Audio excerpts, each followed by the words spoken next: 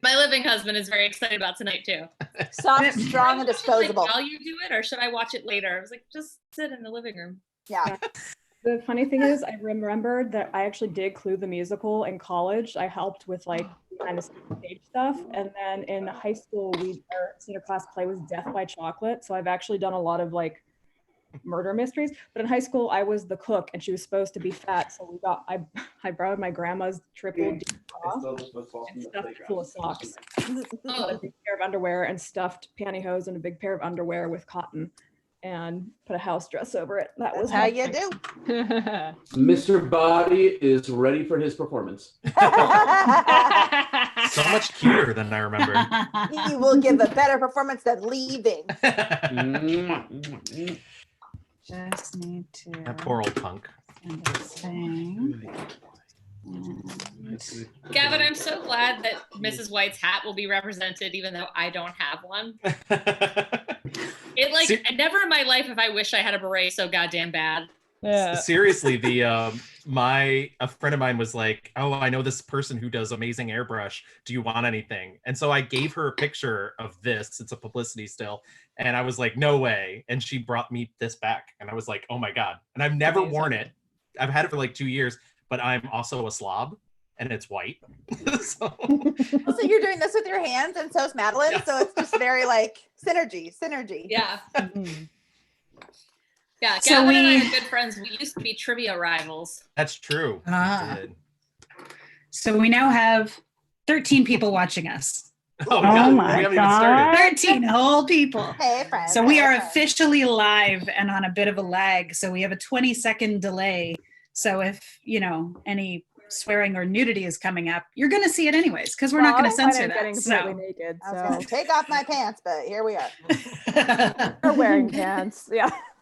So for anyone who is joining us, there's a boob window. I should never have said the naked thing. Now it's just a whole great. Now it's a nudist clue. That's what we're in for. So for anybody who's joining us, we are doing a live by table day read. 41, who knows? There. I'm hearing an echo. Who am I hearing that from? Probably from me because, it's going, I'm just in the other room. You might want to No, close your door, babe.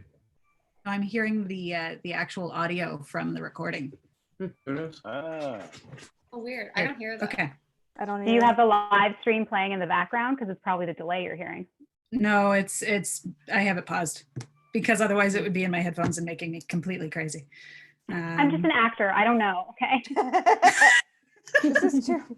I need to know my motivation for this. Like Okay. Murder. Murder Most and mayhem. foul. So for people who are oh wow, so we're up to 27 viewers now. Ooh, pressure. Well, There's not many people. we're all Hi, tweeting everyone. it, so. And Kind of hopefully So- my mom, I hope you found the link. She's texted me twice about it. So we are doing a live table read today of Clue for virtually no other reason than to entertain ourselves and hopefully entertain some of you. We are obviously doing it remotely because social distancing is important and so self-isolation. Do your part. Anyways, so we have a whole group here of people who have agreed to participate in this crazy idea. And I will let them introduce themselves. So first off, and of course he stepped away. So we're just gonna, now he's back. Okay, thanks, John. Sorry, I closed the windows to make sure that we didn't get street noise. And So first we have Jonathan Barkan. Say a couple things about yourself. Who are you? Why are you here? Because you're my fiance and therefore I do things to support you. Thanks. That's nice. That's sweet. And John will be playing. Sorry, go ahead. You're on it. John will be playing the roles collectively of Mr. Body, the cop, and the motorist. Up next, we have Alexa Hazael, who will be playing Yvette, the singing telegram girl, and the chief. Alexa, introduce yourself. hello, I'm Alexa. Those are the things that I'll be playing. I didn't really prepare anything to say about myself. I'm not to be confused with Amazon Alexa. I know nothing. So we shall carry on. We shall carry on. I just watched so, fun fact, I just watched the movie for the first time today, and it was great. I'm so psyched. You'd never seen it? Never. Those pesky I know. virgins. I almost didn't watch it because I wasn't sure, like, if Don't want to I'd have influence the time. performance. Just kidding. I know. I didn't want to take on anybody else's. Yeah, it was great. I just couldn't find it at first. and then up next we have Alisha Grauso, who is playing Miss Scarlet and the cook. She's also the editorial lead at Adam Tickets. Yeah. Yes, that is me. It is I. Yeah. So I'm doing this because Ariel is one of my good friends, and so is John. And I said, sure, why not make a fool of myself on live stream? And also, as I related to the rest of my castmates about 5 minutes ago, I poured 2 glasses. One is water and one is vodka, and I can't tell which is which. So we're gonna have fun tonight. Way to raise the stakes of the situation. That'd be great. Mm-hmm. It's gonna be fun. Up next, we have Courtney Enlow, who is playing the dubious Colonel Mustard. Tell us a bit about yourself, Courtney. Hi, This is my first time meeting you. It's so nice to meet you all, by the way. And the ones that I know, except for Kristy, I've never met in real life. Oh my gosh, hi. So I am the associate editor of Sci-Fi Wire Fangirls. I host the podcast Trends Like These. And Kristy and I have worked together at Pajiba and Sci-Fi Fangirls. And Kristy is the one who recruited me into this, we'll say cult. Yeah, I like that you said recruited as opposed to like frantically messaged you and was like, what are you doing Saturday? Yeah, no, it was called recruitment.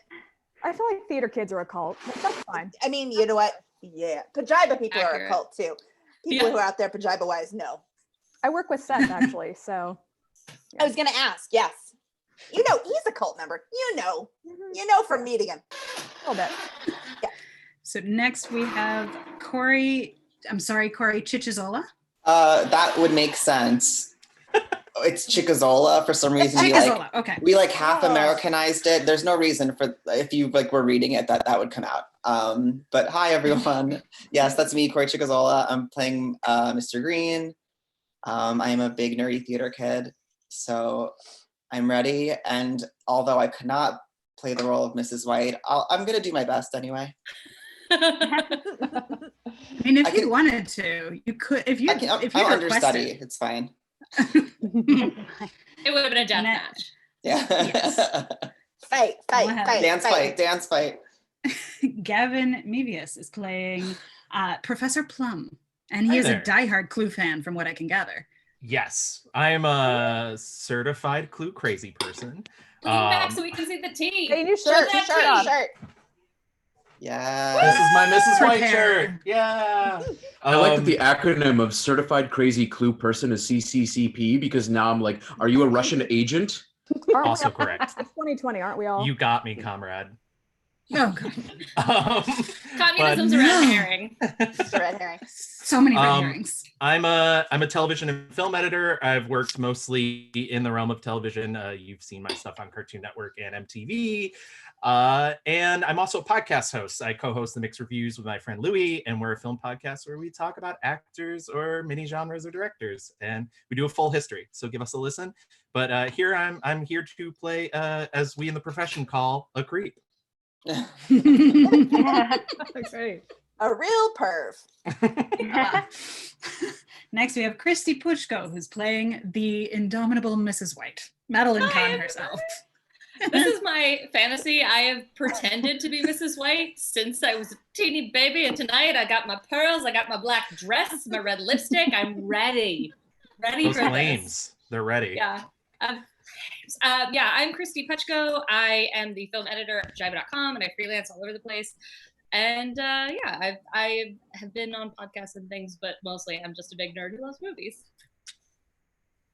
And then we have Shelagh Rowan-Legg, who is playing Mrs. Peacock this evening. Hello, I am so excited for this. As a huge fan of Clue, and will do my best to channel not only the character of Mrs. Peacock, but the late great Eileen Brennan. I'm a filmmaker, a critic. I'm an editor at Screen Anarchy. I program for Fright Fest, genre festival in the UK. I'm a consultant.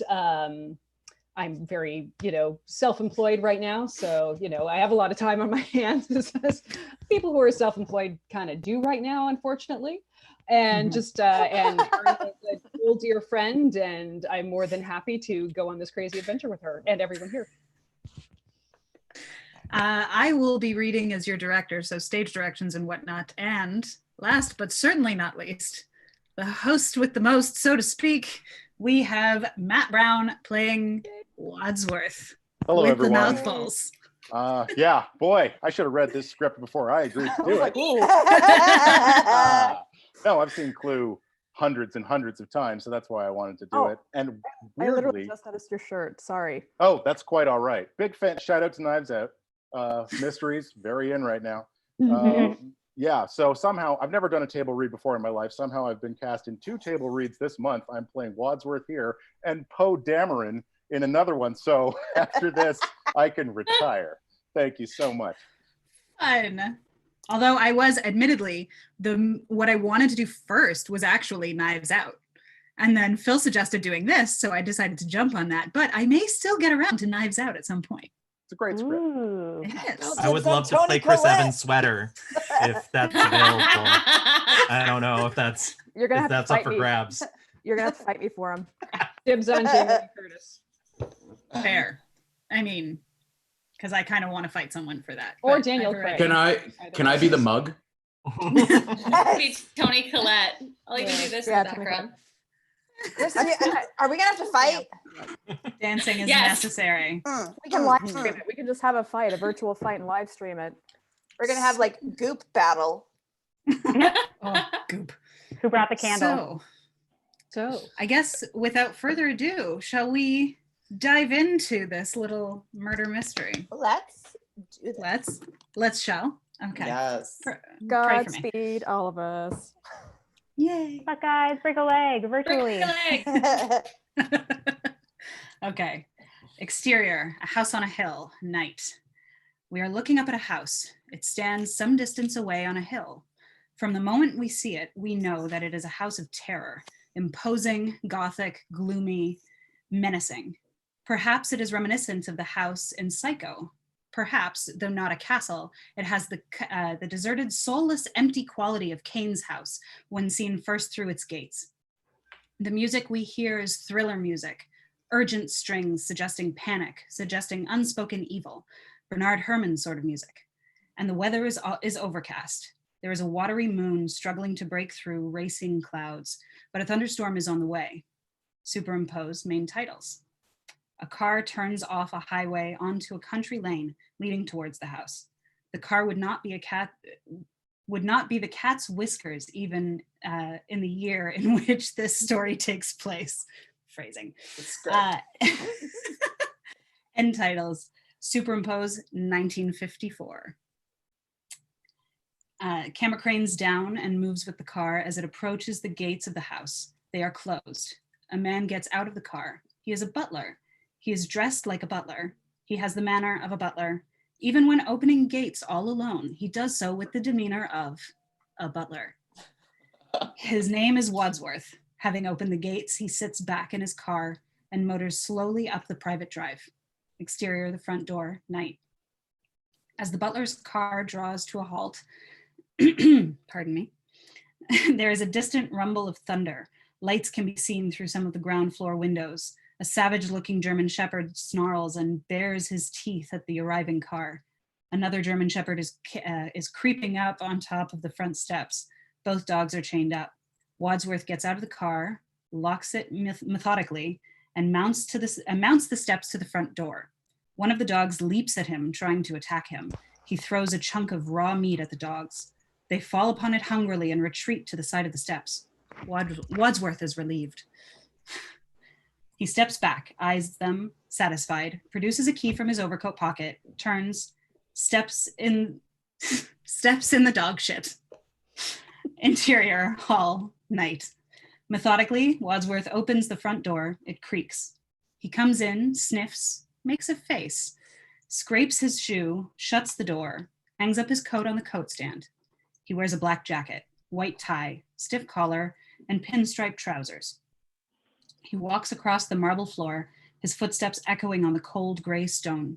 He stops at the open dining room door and looks in. The table is beautifully and meticulously laid for dinner for 7. Interior, the library, night. Yvette is the French maid. She is young, beautiful, with a great figure, which is tightly encased in a maid's uniform. Black dress, little white apron and cap, sheer black stockings, and dainty black shoes. But the skirt is shorter than normal and very tight over her bottom. I'm sorry, Alexa. I dressed up for it, clearly. And her black dress is very low cut. Her ample bosom, I'm sorry, Alexa, is pushed right up and half out of the top of the dress. She is an outrageous young lady with the improbable French accent which cannot be reproduced on the page. She has been polishing a glass and dancing to the latest pop music on the radio. She bends forward to replace the glass on her tray. Her breasts falling beautifully forward. Wadsworth watches. Everything ready? Oui, monsieur. You have your instructions. Wadsworth leaves the library. Yvette sniffs and makes a face. Wadsworth crosses the hall to the kitchen. Yvette looks at the bottom of her shoes, puzzled. We hear a metallic scraping sound. Interior, the kitchen, night. Wadsworth comes in. The cook, a plump but inscrutable Chinese lady, is methodically sharpening a large shiny carving knife on a steel. In the background is film of Senator Joseph McCarthy of Wisconsin on a 1950s black and white TV set, performing characteristically at a hearing on the House Committee of Un-American Activities. Actual film. Everything all right, Mrs. Ho? She stands up face to face with him. Dinner will be ready at 9:30. And she settles down and watches the TV as Wadsworth leaves. Exterior, front door, night. A man's hand grasps hold of the bell pull. Pulls. Interior, bell turret, night. The bell jerks and clangs. Interior, the hall, night. Wadsworth is crossing the hall. The bell stops clanging. He looks at his watch and nods. Everything in order. He opens the door. We see a smartly turned out man. He is eyeing the dogs. Good evening. He steps inside, but the man does not come in. The man's car is parked in the drive. The dogs are back beside their kennel, eating. Courtney, Colonel Mustard. the man is Colonel Mustard. Okay. Oh, Courtney. we can't hear you. Courtney. Okay, sorry about that. Yeah. I put in my microphone, it was on mute. I am so sorry. Yeah, everyone. everybody make It's sure okay. you're off, yeah, just make sure you're off mute, everybody. Good evening. I don't know if And he falters. Sorry, my fault. Wadsworth comes to the rescue. Yes, indeed, sir. You are expected, Colonel. The word colonel seems to reassure the man a little. He steps in, and Wadsworth closes the front door. May I take your coat? It is Colonel Mustard, isn't it? He holds out his hand. no, that's not my name. I'm Colonel. Wadsworth holds up his right hand sharply. Colonel Mustard flinches. He reminds us a little of Colonel Hall and Sergeant Puchko. Forgive me, but tonight you may well feel obliged to my employer for the use of a pseudonym. Colonel Mustard didn't quite get all that. Wadsworth turns and hangs up Colonel Mustard's coat on a hook. The colonel eyes him suspiciously and sniffs the air, and then looks at his own feet.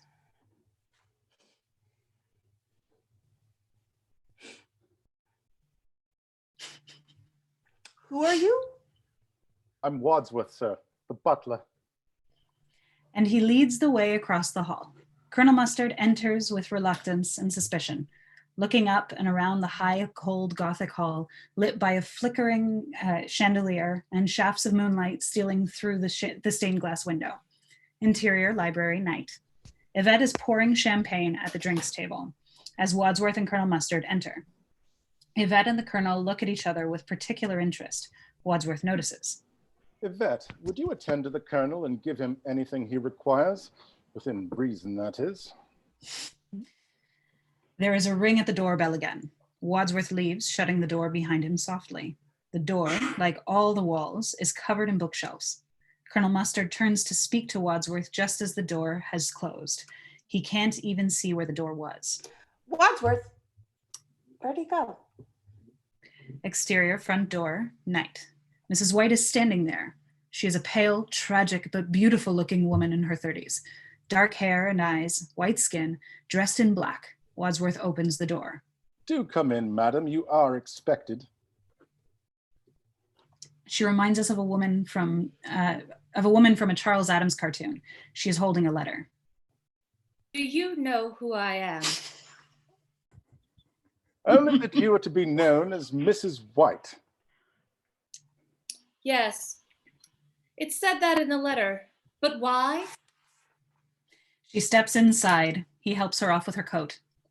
He hangs it up. She sniffs, wrinkling her nose in distaste. Then she checks her feet. Interior, the library. Colonel Mustard is still looking for the door handle. Yvette is handing a drink to Colonel Mustard. Suddenly the door opens and flattens him against the wall. Wadsworth enters, followed by Mrs. White. Ah, may I introduce you? Mrs. White, this is Yvette, the maid. I see you know each other. Mrs. White and Yvette eye each other. Then their eyes turn in fear to Wadsworth. Colonel Mustard appears. Are you all right, Colonel? Exterior, the country lane, night. A rumble of thunder. A stunningly attractive woman, whom we shall call Miss Scarlet, is bending over the open hood of her automobile. She is staring at the engine in despair. She gets into the car and turns the starter again. The engine is dead. In the distance, she sees headlights coming towards her. She tries to attract attention of the passing car. Interior, Professor Plum's car, night. Professor Plum is driving along. He is listening to Senator Joseph McCarthy coming live from the hearing of the House Committee on Un-American Activities, actual recording. He sees Miss Scarlet and eyes her carefully as he drives past. Deciding that she's rather a dish, he slows down. Oopsies. Sorry, I lost my spot. I pushed a button. I'm sorry. You were She's talking rather about a dish dish. I am. Page 7. Thank you. What a dish she is. Says Colonel Is that- Mustard from the mansion. I just know I can feel a dish coming. There it is. Wait. I've got it. Yep, sorry. He sees Mrs. Scarlet rise and eyes her carefully as he drives past. Deciding that she's rather a dish, he slows down, stops, and reverses back to her. What's the trouble? My car. Want a lift? She hesitates. It's perfectly safe. Sure. Yes, please. I'm late for a dinner date. She gets in. Me too. Where are you going? Oh, you know this part of the world? No. Me neither. I'm going to Hill House off Route 41. Professor Plum catches sight of the letter heading. Wait a minute. Let me look at that. That's where I'm going. I got a letter like this. They look at each other with a mixture of interest and suspicion. Heavy drops of rain start to fall on the windshield. He starts the windshield wipers and drives on. Interior, the library, night. Wadsworth is introducing Mrs. Peacock to Mrs. White and Colonel Mustard. Mrs. Peacock is a wealthy woman with jewels and a fur stole with foxtails and claws dangling from it. She has considerable vanity. And this is Mrs. Peacock. How do you do? Hello. Yvette, would you please go and check that dinner will be ready just as soon as all the guests have arrived? Yvette goes. Wadsworth too. Mrs. Peacock watches her go with slight incredulity. Yvette has apparently been poured into her tight little dress. Really? It's like no one had written a good woman in 1985. God. I better get an introduction like this or else I'm walking. Mr. Body's pants were very, very tight. Voluptuous top. His marvel. His bulge for days. Then Mrs. Peacock sniffs and surreptitiously checks her feet, then looks at the others' feet. Exterior, the house, night. 2 more cars are parked in the driveway. Mrs. Peacock's and the car belonging to the dapper young man. tall, slim, bespectacled, and exquisitely turned out, who waits by the front door. See, Wadsworth the men are opens it. sexualized too. There you go. Is this the right address to meet Mr. Body? Wadsworth nods and stands aside to admit him. You must be Mr. Green. Mr. Green nods anxiously. One of the two dogs is straining at the leash. Sit! Mr. Mr. Green immediately sits on a chair just inside the front door. Wadsworth turns and sees him. No, not you, sir. Interior, Professor Plum's car. Night. Professor Plum is driving. Miss Scarlet is map reading. It should be just along here. Exterior, the gates. Night. From the point of view of the house and gates, we see the car turn off the road towards the house. The car stops. Professor Plum and Miss Scarlet's point of view, we see the Gothic mansion. It is magnificent, imposing, and scary. There is a tremendous flash of forked lightning, then a crack of thunder. Why has the car stopped? It's frightened. Another tremendous thunderclap and flash. It is as if the gods are angry with Hilltop House. Professor Plum restarts the engine, and as the car moves forward through the gates, the heavens open. A cloud burst. A cloud burst. Rain beats down on the car and the gravel drive. Palm trees bending, nearly flattened by the gale force winds. Interior, the library. Night. Colonel Mustard, Mrs. White, and Mrs. Peacock are standing around with their glasses of champagne. Yvette offers one to Mr. Green, who takes it. They are all aware of the tremendous storm outside. Their eyes turn apprehensively towards the mighty leaded windows, which rattle as the rain drums against them. Exterior, the house. Night. Professor Plum and Miss Scarlet are hurrying out of their car and up to the front door amid the torrential downpour. They ring the doorbell and look about. In only a few steps from the car, they are soaking wet. He is protecting her from the rain, his hand around her and his coat over her head. What a godforsaken place. They look around under the cover of the front porch. Wadsworth opens the door. He is surprised. Professor Plum and Miss Scarlet. I didn't realize you were acquainted. Oh, we weren't. Interior, the library. Night.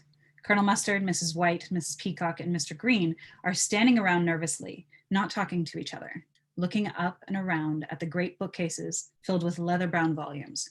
Wadsworth enters with Professor Plum and Miss Scarlet. May I present Professor Plum and Miss Scarlet? They nod.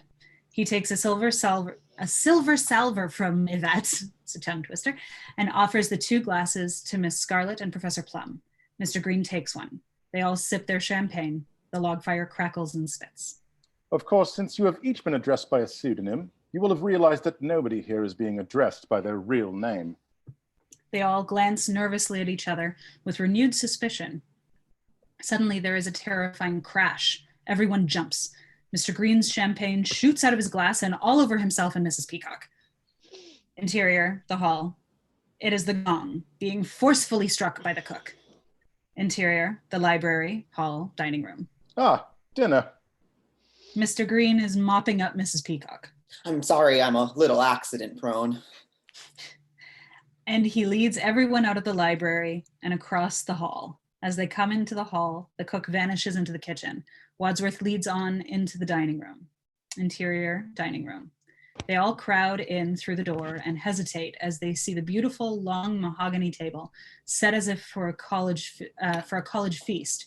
Silver cutlery, Wedgwood china, candles and crystal decanters and goblets of varying sizes for various wines. A vision of elegance. You will find your names beside your places. Please be seated. They all sit at the table, 3 on each side. There is one empty place at the head of the table. Is this place for you? Indeed, no, sir. I am merely a humble butler. So what exactly do you do? I buttle, sir. Which means what? Well, the butler is the head of the kitchen and dining room. I keep everything tidy, that's all. I see. Well, what's all this about, butler, this dinner party? Ours is not to reason why. Ours is but to do and die. Professor Plum looks up anxiously. I? Music, but Wadsworth is smiling reassuringly. Merely quoting, sir, from Alfred Lord Tennyson. I prefer Kipling myself. The female of the species is more deadly than the male. The ladies all stare at him coldly. He picks up a plate of hors d'oeuvres and offers it to Miss Scarlet. Do you like Kipling, Miss Scarlet? Sure, I'll eat anything. Yvette has been going around the table with soup bowls. Shark's fin soup, madame? Mrs. Peacock gets some, then Miss Scarlet, then Mrs. White, then Professor Plum and Colonel Mustard. Colonel Mustard indicates the elegant Chippendale upright armchair at the head of the table. So is this for our host? No, sir, for the 7th guest, Mr. Body. All the guests look at each other, somewhat surprised. I thought Mr. Body was our host. So did I. So who is our host, Wadsworth? Wadsworth ignores the question, but he is pouring the wine. Perhaps he did not hear it. Well, I'm going to start while it's still hot. He picks up his spoon, then sees that not everyone has been served. Shouldn't we wait for the other guest? I will keep something warm for him. I'm not doing French well. It's okay, you're supposed to do it badly. That's the point. What did you have in mind, dear? Professor Plum sees that everyone has been served. He starts eating. So do the others. The slurping sounds of soup being eaten as delicately as possible, as everyone is aware that they are all watching and listening to each other. Big close-ups are 2 shots of each other, of the 6 guests in turn. Yvette goes to the kitchen, followed by Wadsworth. After eating in silence for a while, Mrs. Peacock speaks nervously. Well, All heads turn towards her. She loses her nerve momentarily, then continues, speaking rather too quickly with a slight air of hysteria. well, somebody's got to break the ice, so it might as well be me. I mean, I'm used to being a hostess. It's part of my husband's work, and it's always difficult when a group of new friends meet together. It's the first time to get acquainted, so I'm perfectly prepared to start the ball rolling. I mean, I have absolutely no idea what we're doing here, what I'm doing here, or what this place is, but I'm determined to enjoy myself and very intrigued. And oh my, the soup is delicious, isn't it? There is a pause. They're all still looking at her. You say you're used to being a hostess as part of your husband's work. Well, yes, it's an integral part of your life when you're the wife of a... But then I forgot, we're not supposed to say who we really are we? Though, heavens to Betsy, I don't know why. Don't you? There is another silence. Mr. Green is staring at Mrs. Peacock. I know who you are. Mrs. Peacock looks at him, surprised. Aren't you going to tell us? Mr. Green shrugs. It's not up to him to say, but Mrs. Peacock can't leave it alone. How do you know who I am? I work in Washington too. Washington? So you're a politician's wife. Mrs. Peacock realizes she has to brazen it out. Yes, I am. They all stare at her, waiting for more information. Come on then, who's your husband? The door opens suddenly. They all jump a little. Wadsworth comes in. He indicates to Yvette to come in and collect up the soup bowls. She does so in a tense silence and departs with Wadsworth, who closes the door behind them. Meanwhile, the conversation has continued. And what does your husband do? Nothing. Mrs. Peacock can't work out what Mrs. White means. Nothing at all? Well, he just lies around on his back all day. Sounds like hard work to me. They all look at Miss Scarlet. Suddenly a panel shoots up behind them. They all jump. Mr. Green spills food or wine over Miss Scarlet. I'm sorry, I'm a little accident prone. We see it as a hatch into the kitchen. Yvette is placing the main course in the hatch. Yvette. Oh shoot, sorry. I think I got lost. That's okay. So we are Age 18. I'm not killing it. Sorry, 16. 16. 16. 16. Did I just say excusez-moi? Yeah. Yes. And I wasn't lost, my bad.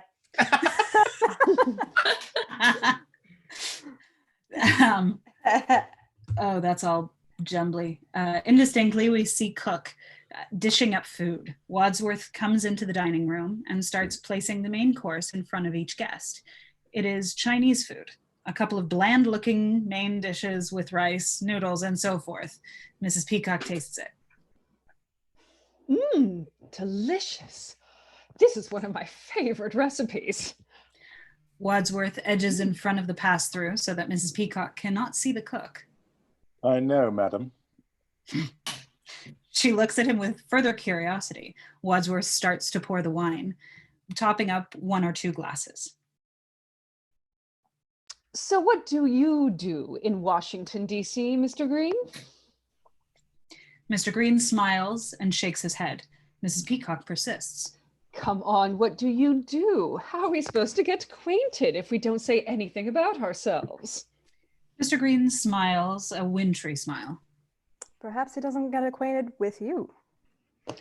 Well, I don't know, I'm sure. If I wasn't trying to keep up the conversation, we'd all be sitting here in embarrassed silence. Are you frightened of silence, Mrs. Peacock? No, why?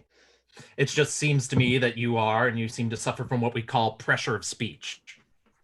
We? Scarlet picks this up at once. We? Who's we? Professor Plum hesitates. Are you a shrink? I do know a little about psychological medicine, yes. You're a doctor. I am, but I don't practice. But practice makes perfect. I think most men need a little bit of practice. Don't you, Mrs. Peacock? Mrs. Peacock doesn't know what she's talking about. So, what do you do, Professor? I work for UNO, the United Nations organization. Colonel Mustard is not impressed. Another politician, Jesus. No, I work for a branch of UNO, WHO, the World Health Organization. What's your area of special concern? Family planning. So if we ever want to find out about you know what, we could go to Uno Who. Mr. Green smiles a little. They eat in silence. So what about you, Colonel Mustard? Are you a real colonel? I am, sir. And Colonel Mustard continues eating. You're not going to mention the coincidence that you also live in Washington, D.C.? They all look at her, then at him. Colonel Mustard stops eating, a fork full of food halfway to his mouth. How did you know that? Have we met before, ma'am? I've certainly seen you before, though you may not have noticed me, I dare say. She smiles at him. Mr. Green is no fool. He has made a quick deduction. Miss Scarlet, does that mean you live there too? Sure do. She smiles at him. Sure do. Does anyone here not live in Washington, D.C.? I don't. Yes, but Mr. you Green work for is thinking. Yes, but you work for, a government job, and the rest of us all live in a government town. Anyone here not earn their living from the government one way or another? They all look at each other. Colonel Mustard stands up. Wadsworth, where is our host? Why have we been brought here? Wadsworth smiles enigmatically, and the doorbell rings. Interior, the hall. Wadsworth walks down the hall to the front door. Tense music. He opens the door, and standing there is an unprepossessing man, sorry. One might almost describe him as ugly if one were feeling charitable. Certainly his features are, I'm sorry, honey. I'm so sorry. Certainly his features are ordinary. That I asked for.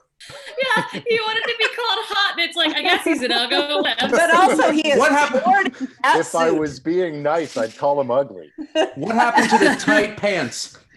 I mean, he has tight pants there. He's ugly if you're being nice, but he's got ass for days. One might almost describe, oh no, I said that already. Say it again for good measure. Yeah, you're just rubbing it in there. Put him in his place. Let him know. Put it I in don't think the you nailed it vows. home yet.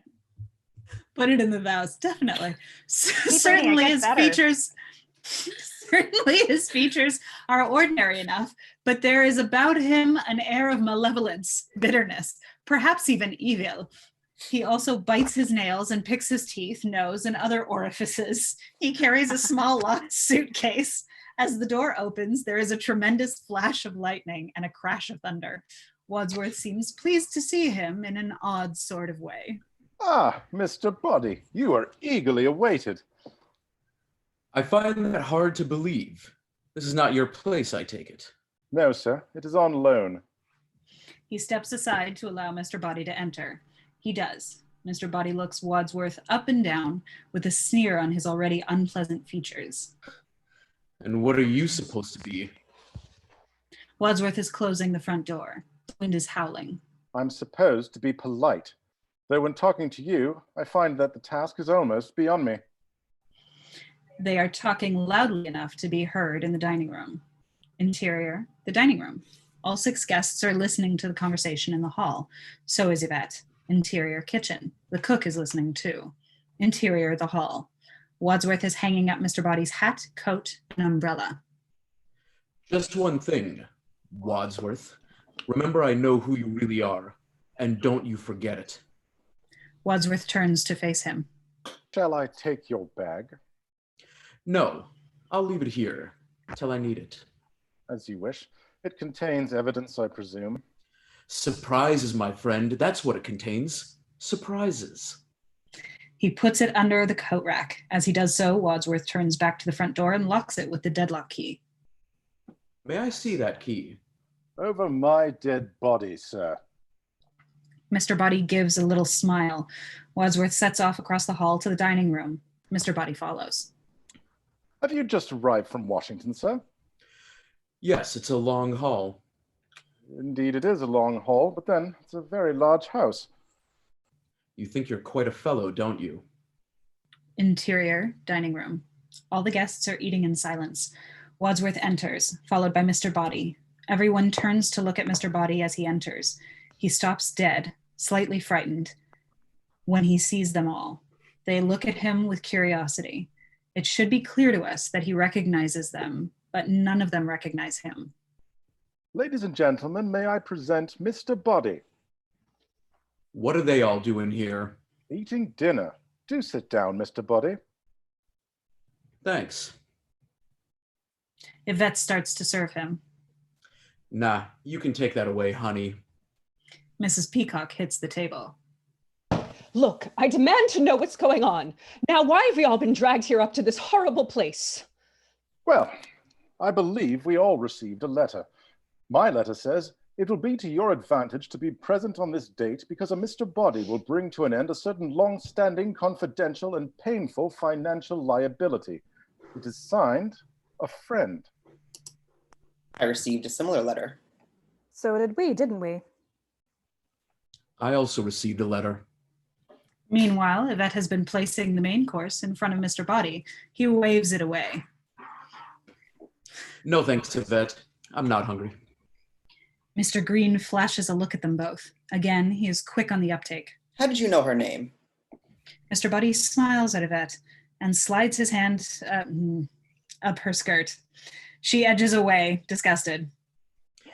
We know each other, don't we, dear? She nods, almost imperceptibly. Forgive my curiosity, Mr. Body, but did your letter say the same thing? No. I see. Can I interest any of you in fruit or dessert? No one is interested. They shake their heads. Much of the main course has been left uneaten. In that case, may I suggest we adjourn to the study for coffee and brandy, at which point I believe our unknown host will reveal his intentions. They all rise. The men stand aside to let the ladies out first. Ladies first. Wadsworth signals to Yvette to start clearing the table. Interior, the hall. Colonel Mustard and Miss Scarlet are conversing as they cross the hall. If he's in the study, why didn't he join us for dinner? Well, I'm certainly looking forward to meeting him. Interior, the study. We see the study. It is empty. The guests, led by Wadsworth, cross the hall from the dining room and enter the study. They stop and look around. There's no one here. Mind if I smoke? She offers a cigarette around. Professor Plum takes one and lights them both. Please help yourself to coffee and brandy and be seated. And he crosses to the desk, past a plain brown envelope simply addressed to Wadsworth. Please open after dinner. He picks it up. They settle on chairs and sofas around the room. It is a comfortable room, oak paneled, chintz-covered upholstery chairs and sofa forming a contrast with the heavy leather furniture in the library and the elegance of the dining room. Unlike the other rooms, which have wooden parquet flooring, the study has Persian rugs over a soft wall-to-wall carpet. Sitting in silence as they all watch him, Wadsworth picks up a fancy letter opener and opens the brown manila envelope. He withdraws a short letter. He glances at it, then looks around, replacing the envelope on the desk. Ladies and gentlemen, I am instructed to explain to you what you all have in common with each other, unless you would care to do the honors, Mr. Body. Why me? Do they know who I am? I don't think so. You have never identified yourself to them, I believe. Why? Who are you? Mr. Body addresses all the guests. He stands up. We have all been dragged here for nothing. It's a hoax. I suggest we all leave. I'm sorry, sir, but you can't leave this house. No? He goes out of the house. Interior of the hall. Mr. Body is hurrying towards the front door. Wadsworth appears. You can't leave. Who's gonna stop me? There is no way out. Mr. Body tries to open the front door. It is locked. As he does so, all the guests crush into the doorway to watch. Whoa. This is an outrage. How dare you hold us prisoner? Let The us others all leave. speak at once. Very Right to do frightened. this. Wadsworth quiets them down. Ladies and gentlemen, please return to the study and all will be explained. You too, Mr. Body. They turn reluctantly. Mr. Body follows. From a point of view over Mr. Body's shoulder, we can see that he has seen the conservatory. He hurries towards it. Other way. But Mr. Body takes no notice. So Wadsworth hurries out into the hall and hastens down the hall in pursuit of Mr. Body. Interior, the conservatory, night. Huge green creeping vegetation covers the room. There are many potential lurking places in here. The rain is beating down loudly on the glass roof. Mr. Body is running into the room, which, like all conservatories, is mostly made of glass. He jumps down to the ledge at the far end and picks up a flower pot preparatory to breaking the glass.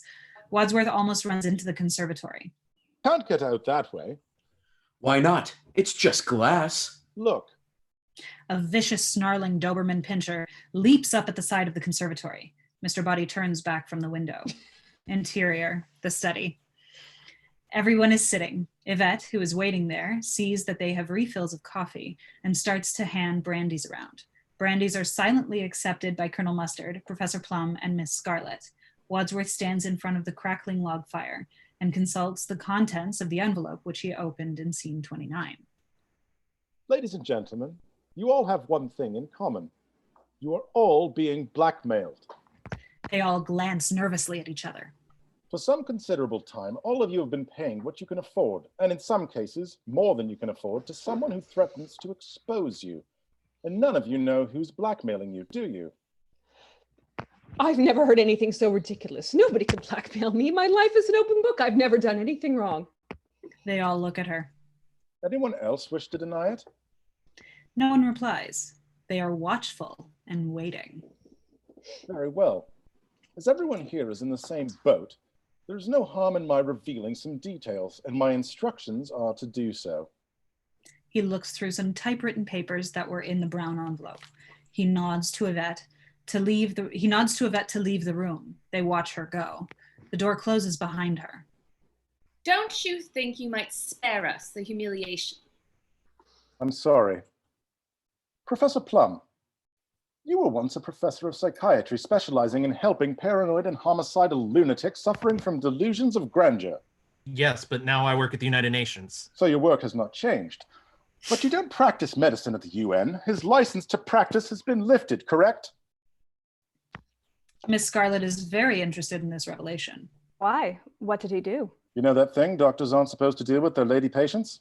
Yes. Well, he did. Miss Scarlet looks at him with a smile. Mrs. Peacock with disgust. How disgusting. Wadsworth turns to Mrs. Peacock. Are you making moral judgments, Mrs. Peacock? How then do you justify taking bribes in return for delivering your husband, Senator Peacock's vote, to certain lobbyists? My husband's a paid consultant. There's nothing wrong with that. Not if it's publicly declared. What if the payment is delivered by slipping used greenbacks in plain envelopes under the door of the men's room? Then how would you describe that transaction? Oh, sorry. I'd say it stank. How would you know? You've never been in that men's room. So it's true. No, it's a vicious lie. Colonel Mustard is listening with pleasure. Sure, we're all glad to hear that. But you've been paying blackmail for over a year now to keep this story out of the papers. I'm willing to believe you. I'm also being blackmailed for something I didn't do. Me too. And me. Not me. Wadsworth is surprised. You're not being blackmailed. Oh, I'm being blackmailed, all right. But I did what I'm being blackmailed for. They all look at her, stunned by this open admission of guilt. Professor Plum. What did you do? Oh, sorry. Miss Scarlet. Well, sorry, no, I just lost my place. Well, to be perfectly frank, I run a specialized hotel and a telephone service, which provides gentlemen with the company of a young lady for a short while. Professor Plum takes out a notepad and pencil. He is interested. Oh, yeah? What's the phone number? Mrs. Peacock is appalled. She stares at Professor Plum, disgust written all over her face. But Mr. Green is thinking. So how did you know that Colonel Mustard works in Washington? Is he one of your clients? Certainly not. He stands and walks over to the window. I was asking Miss Scarlet. Colonel Mustard turns on Miss Scarlet. The dialogue is going very fast. Tell him it's not true. It's not true. Is that true? No, that's not true. Aha, so it is true. A double negative. A double negative? You mean you have photographs? Miss Scarlet nods. That sounds like a confession to me. In fact, the double negative has led to proof positive. I'm afraid you gave yourself away, sir. Are you trying to make me look stupid in front of the other guests? You don't need any help from me, sir. But seriously, I don't see what's so terrible about Colonel Mustard visiting a house of ill fame. Most soldiers do, don't they? Professor Plum puts his hand on her knee. She removes it. Reluctantly, he moves away. Wadsworth refers to his notes, the one which came out of the brown envelope, which are still in his hand. But he holds a sensitive security post in the Pentagon. And Colonel, you drive a very expensive car for someone who lives on a colonel's pay. I don't. I came into money during the war when I lost my mommy and daddy. You lost them? Did you report the loss to the police? No, dying is perfectly legal. Sometimes, yes. Mrs. White, you've been paying our friend the blackmailer ever since your husband died, shall we say, under mysterious circumstances. Oh. What's so funny? I see. That's why he's lying on his back in his coffin. I didn't kill him. Then why are you playing the blackmailer? I don't want a scandal. We had a fight. He was crazy. He hated me. Threatened to kill me in public. Why would he want to kill you in public? I think she meant that he had threatened in public to kill her, Oxford comma. And was that his final word on the matter? Being killed is pretty final, wouldn't you say? And yet he was the one who died, Mrs. White. Not you, Mrs. White, not you. Mrs. White remains silent and impassive. Miss Scarlet is curious. What did he do for a living? He was a scientist, nuclear physics. What was he like? Oh, he was always a stupidly optimistic man. I'm afraid it came as a great shock to him when he died. He was found dead at home. His head had been cut off. So had his, you know. She can't say it, but she gestures vaguely in the direction of her groin. The men look at her in horror as, and their hands go instinctively to cover their balls. I've been out all evening at the movies. What was showing? From Here to Eternity. How very appropriate. Do you miss him? It's a matter of life and death. He's dead. Now I have a life. But he was your second husband. Your first also disappeared. Well, that was his job. He was an illusionist. But he never reappeared. He wasn't a very good illusionist. Mrs. Green, Mr. Green coughs discreetly. Everyone looks at him. He stands up, licks his lips nervously. He is trying to find the courage to speak openly.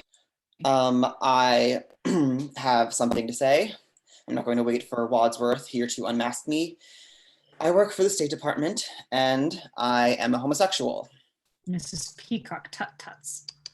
I feel no personal shame or guilt about this, but I have to keep it quiet or I would lose my job on security grounds. There is silence for a moment. Plum. Oh, well, that just leaves Mr. Body. All eyes turn to Mr. Body. He says nothing. What's your little secret? His secret? Oh, I thought you'd all realized he's the one who's blackmailing you all. There is a flash of lightning and a clap of thunder. This information comes as a bombshell to all of them. Colonel Mustard stands up again. You bastard! He moves menacingly towards Mr. Body. Mr. Body stands up too. Wadsworth intervenes between them. Colonel, please, don't do anything rough. Put him up! Put him up! He puts his fists up for an old-fashioned fight. Mr. Body responds by stamping abruptly on Colonel Mustard's foot. And as Colonel Mustard bends forward in pain to clutch his foot, Mr. Body neatly pokes him in the eyes with 2 fingers simultaneously, like a Three Stooges routine. As Colonel Mustard yells and collapses, Mr. Body throws himself upon him and continues to beat him up. Mr. Green and Professor Plum rush to Colonel Mustard's rescue, hauling Mr. Body up off the struggling colonel. Mr. Body is struggling and fighting them off too. He is very strong, despite being characteristically unattractive. There's your win, honey. They're synonymous. Okay, really? I'm sorry, I had to. Mrs. White, Miss Scarlet, and Mrs. Peacock are watching. As Mr. Body is hauled to his feet, Mrs. White steps calmly forward and knees him in the balls. As Mr. Body collapses on a heap, the other women clap and cheer, then run to start kicking him. Wadsworth shouts above the brawl. Wait! The police are coming! The The fight police! stops I do abruptly. You must be Get out of here. Gotta go. I have to go. Right here. They have surrounded Wadsworth, vehemently remonstrating with him. Listen, blackmail depends upon secrecy. You have all admitted how he's been able to blackmail you. All you have to do is tell the police. Then he will be convicted and your trouble will be over. The guests are all horrified. You see, Wadsworth, it's not so easy. They'll never tell the police. Then I shall. I have the evidence in my possession, and this conversation is being tape recorded. Interior billiard room. Yvette is standing beside an old-fashioned reel-to-reel tape recorder, monitoring the recording of the conversation taking place in the study. The tape recorder is placed in a cupboard, the doors of which are open. They are all speaking more or less together. I've admitted You deny everything. I've not done anything. Interior the study, Wadsworth. Wadsworth makes himself heard above the hubbub. Ladies and gentlemen, the police have already been invited. They will be here in 45 minutes. Tell them the truth and Mr. Body will be behind bars. They all stare at him in panic. Then Mr. Body walks to the door. Where are you going this time? I think I can help them make up their minds. May I just get my little bag from the hall? Wadsworth is puzzled and worried. Interior the hall. Mr. Body emerges from the study and crosses the hall. He picks his case up and returns to the study. High shot. Interior the study. Mr. Body re-enters, leaving the door open. He places his attaché case on the desk, turns to face his victims. Can anybody guess what's in here? They look at each other, nonplussed. The evidence against us, no doubt. Mr. Body smiles, shakes his head, and opens the case. In the case are 6 gift-wrapped parcels. He hands one to each of his 6 guests.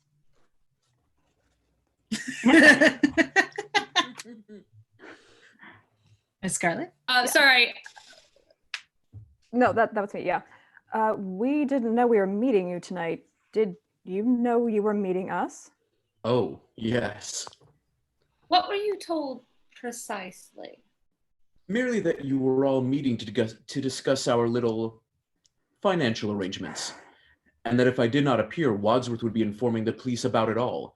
Naturally, I could hardly resist putting in an appearance.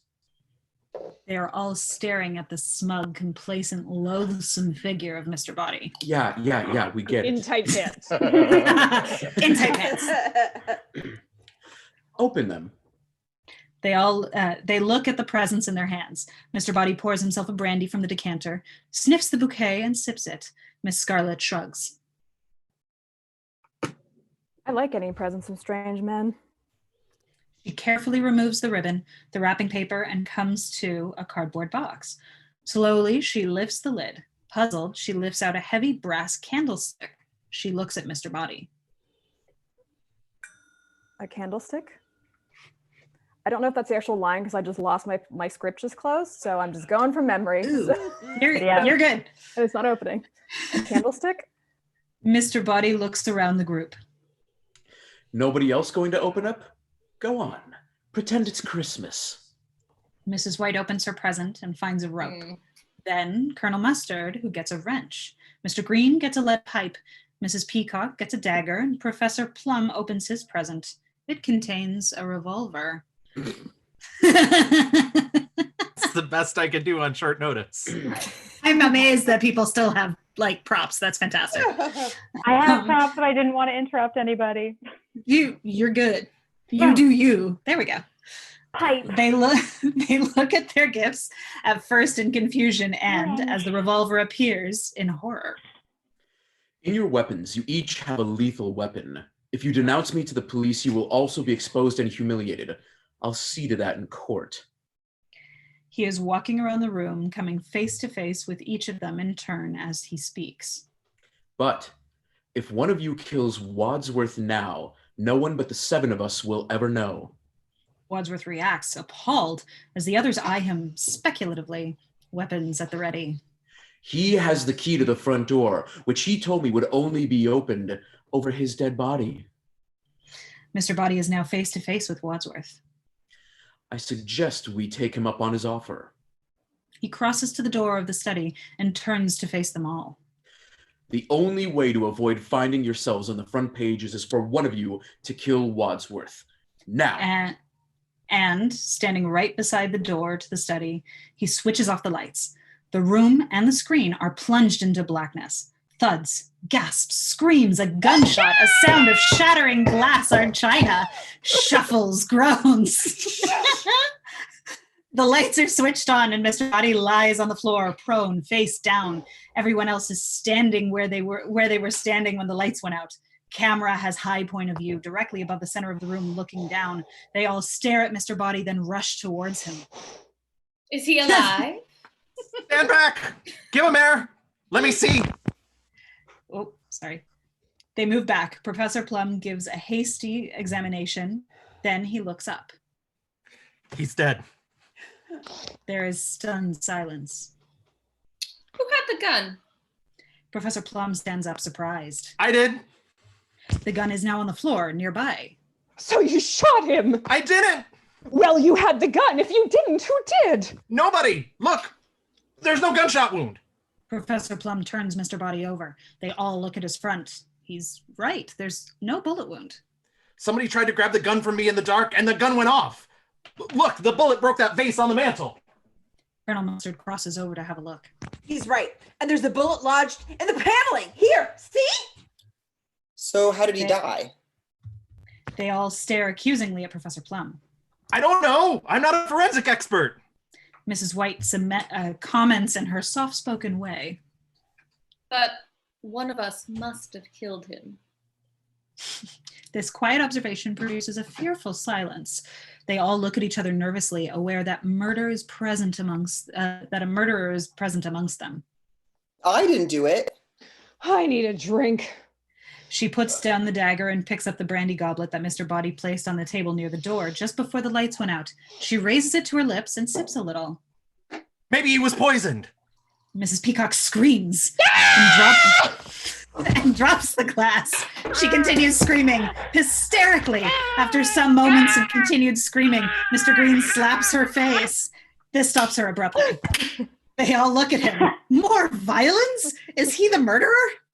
I had to stop her screaming. Was the brandy poisoned?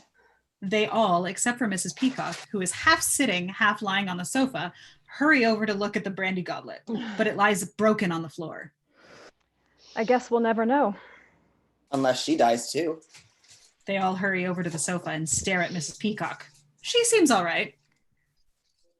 From another room comes a terrible screaming sound. They all freeze and stare at each other in terror. Then, at once, Mr. Green starts screaming too. Stop screaming, sir! Screaming from the other room is still continuing too. Why are you screaming? Because I'm frightened. Screaming! There's somebody screaming next door!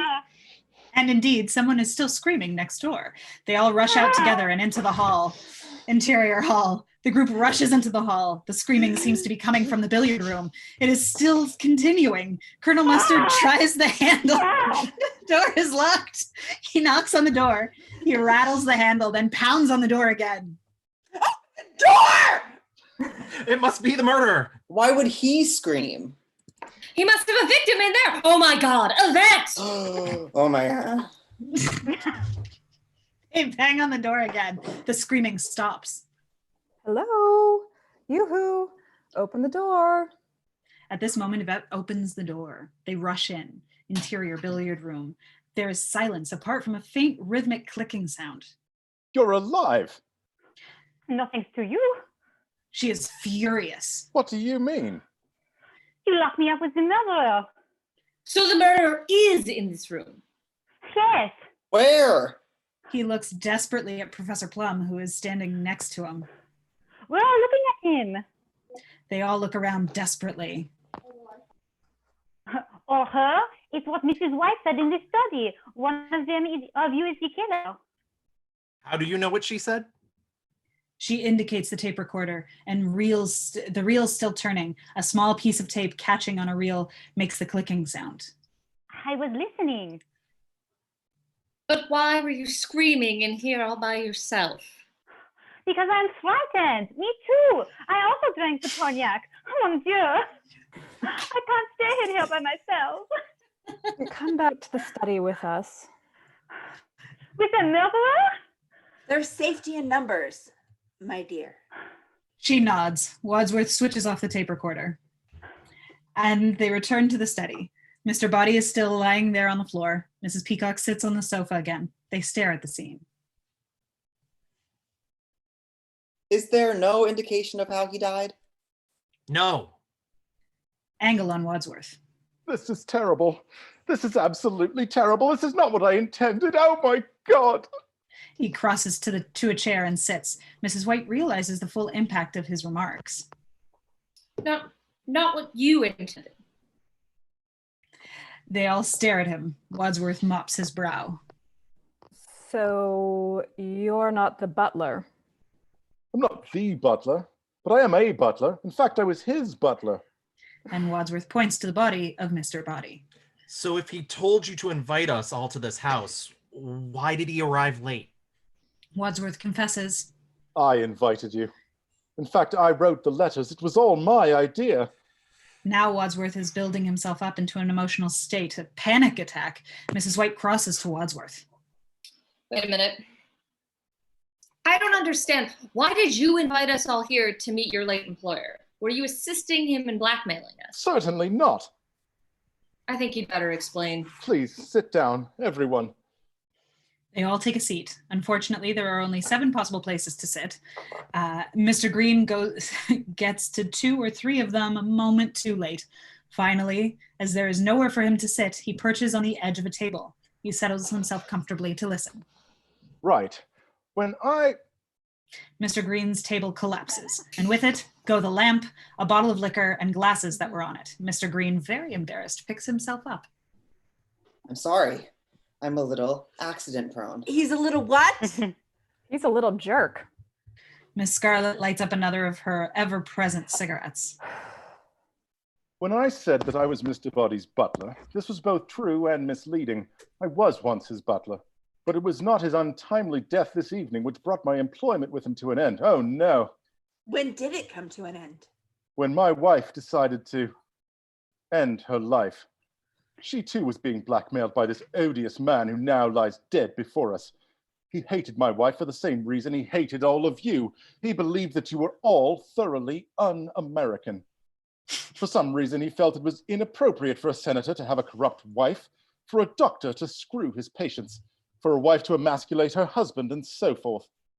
He is speaking without irony. Wadsworth is a very sincere fellow who always tries to understand. But this is ridiculous. If he was such a patriotic American, why didn't he report us to the relevant authorities? He decided to turn his information to good use and make a little money out of it. What could be more American than that? Mr. Body was truly an apostle of free enterprise. He became a rich man, but money is the fruit of all evil. And what was your role in all of this? I was a victim too, at least my wife was. She had friends who were socialists. Wadsworth, now tearful, wipes his eyes with the back of his hand. Mrs. White offers him her handkerchief. Well, we all make mistakes. But Mr. Body threatened to give my wife's name to the House Un-American Activities Committee unless she named them. She refused, and so he blackmailed her. We had no money, and the price of his silence was that we worked for him for nothing. We were slaves. Well, to make a long story short... Too late. The suicide of my wife preyed on my mind and created a sense of injustice in me. And I resolved to put Mr. Body behind bars. It seemed to me that the best way to do it and to free all of you from the same burden of blackmail was to get us all face to face, confront Mr. Body with his crimes, extract a confession, and then turn him over to the police. Professor Plum stands and looks at the others, relieved that he understands what has been going on. So, everything is explained. Mrs. Peacock nods vigorously. Miss Scarlet shakes her head. Nothing's explained. We don't know who did it. The point is, we must find out within the next 40 minutes before the police arrive. Mrs. Peacock leaps to her feet. The police? Coming here? Oh my God, the scandal. I'm a senator's wife. I'll be ruined. But how can we possibly find out which one of you did it? They all stare at him. What do you mean, which one of you did it? Well, I didn't do it. One of us did. We all had the opportunity. We all had a motive. We'll all go to the chair. They all gaze at each other in further horror. Then Professor Plum gets an idea. Maybe it wasn't one of us. Who else could it have been? Who else is in this house? Only the cook. The cook! And as a group, en masse, they rush out of the study. Interior, the hall. Everybody rushes across the hall to the kitchen. Interior, the kitchen. It is a large, old-fashioned kitchen with a range, an oven, an old porcelain sink, flagstones, and no cook. The room is empty. The guests and Yvette rush in. They stop. They look around. She's not here. And beside him, a cupboard door groans and opens. The cook falls face first out of the cupboard, dead. She has a knife in her back. The dagger. Miss Scarlet screams. The cook is in Mr. Green's arms. He just stands aghast, near to tears, holding her up. I didn't do it. They all stare at him. Well, help me, somebody. Mrs. White, Colonel Mustard, and Miss Scarlet hurry forward and help Mr. Green lower the body of the cook to the floor. Mrs. White reaches for the knife. Don't touch it! Mrs. White stops just in time. It's evidence. Not for us. We have to find out who did this, and we can't take fingerprints. Colonel Mustard stands up and stares grimly at Wadsworth. I think you better explain yourself, Wadsworth. Me? Why me? Who would want to kill the cook? Well, the dinner wasn't that bad. Colonel Mustard eyes her menacingly. He is not amused. I'm afraid she has reaped the fruits of her evil and received her just deserts. If this was dessert, I'm glad I said no. Colonel Mustard can contain himself no longer. He turns on Miss Scarlet. How can you make jokes at a time like this? It's my defense mechanism. Some defense, if you were the killer, I'd kill you next! Mrs. White and Mrs. Green both stare. Mr. Green, why does it keep doing that typo? Mrs. White and Mr. Green both stare at him and then slowly back away, terrified. I think the script reason is homophobia, but anyway, I said if, that's all! After all, there's only one admitted killer here, and it is not me, it's her! I admitted nothing. You played the blackmail. How many husbands have you had? Mine or other women's? Yours. 5. 5.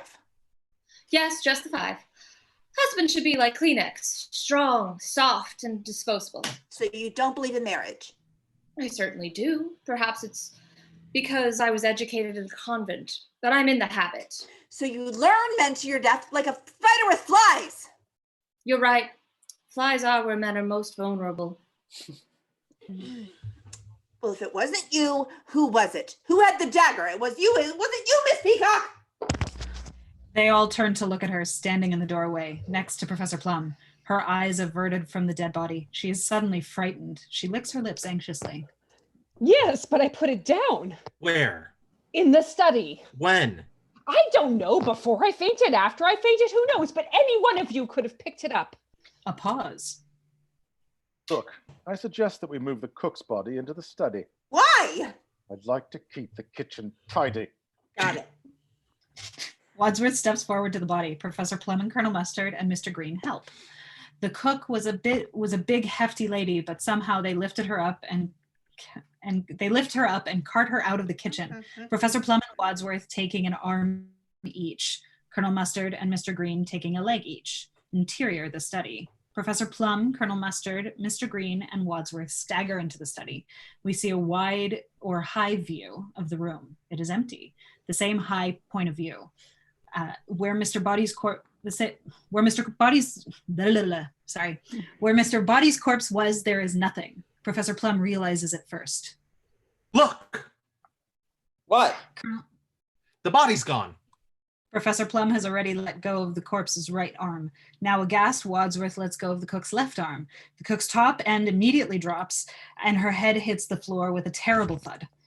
None of the lifters notice this. They are staring, frightened, at the place where Mr. Body previously lay. Mrs. Peacock tries to enter, but she can't get into the room because the 4 men and the cook's corpse are more or less blocking the doorway.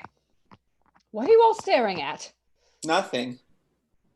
Well, who's there? Nobody. What do you mean? Nobody. No body. That's what we mean. Mr. Body's body. It's gone. Meanwhile, Miss Scarlet, Mrs. White, and Yvette are crowding into the doorway. Maybe he wasn't dead. He was. We should have made sure. How? By cutting his head off, I suppose? Mrs. White That's turns on uncalled Mrs. for. Peacock. That wasn't called for. Well, where is he? We'd better look for him. Mr. Green and Colonel Mustard let go of her legs, and both feet thud to the floor. Tentatively, perhaps with eerie music, they all search the study, opening cupboards, under sofas, under the desk, but there's no sign of the body. Finally, they all stop and stare at each other, completely bemused. He could have been dead. Professor Plum is utterly mystified. He was. At least, I thought he was. But what difference does it make now? It makes quite a difference to him. Maybe there is. Oh no, that's sorry. That's still That's you. you. That's you, Bill. Sorry. No, Scarlet. Oh, sorry. It's Miss sorry. Scarlet. Sorry. Yeah. Maybe there is life after death. Life after death is as unlikely as sex after marriage.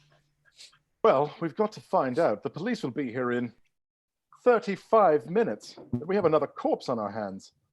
Mr. Green has an inspiration. Maybe he killed the cook. Yes. How? A silence. They can't work it out. Well, if you'll excuse me, I have to, is there a ladies' room in the hall? Oui, oui, madame.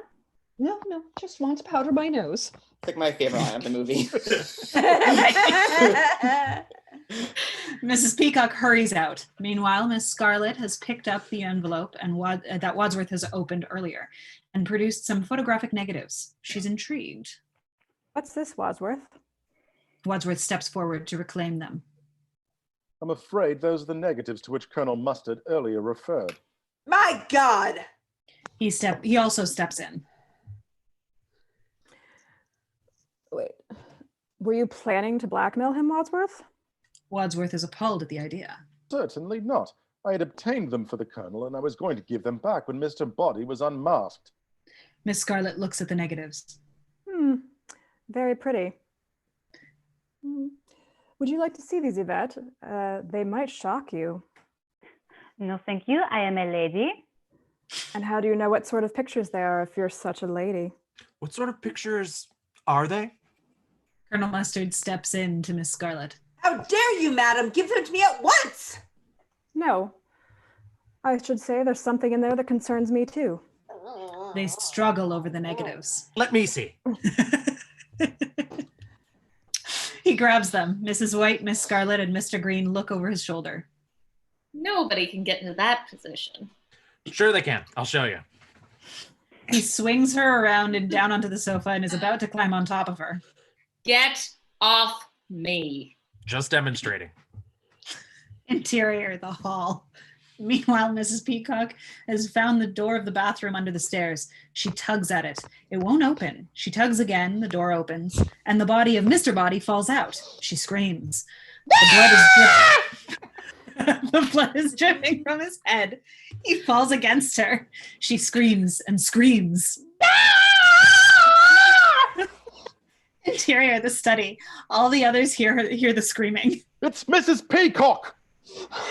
He rushes out into the hall. The others follow, Wadsworth grabbing the negatives from Miss Scarlet as he goes and dumping them on the table. Interior, the hall. Miss Peacock is fighting off Mr. Body, who is falling all over her. The others run towards her. The others run towards her. There is blood all over her face. It's Mr. Body. Mr. He's Green. attacking her. Wadsworth and Mr. Green pull him off her, and they realize that he now has visible injuries. His head has been bashed. Blood is everywhere. No, he's not. He's dead. They lay him down. Mr. Body, dead again? Oh my God. Wadsworth and Professor Plum see her. She's going to faint. Catch her. I'll catch you. Fall into my arms. Standing behind her, Wadsworth holds out his arms to catch her. She faints straight through them and lands on the floor in a heap. Sorry.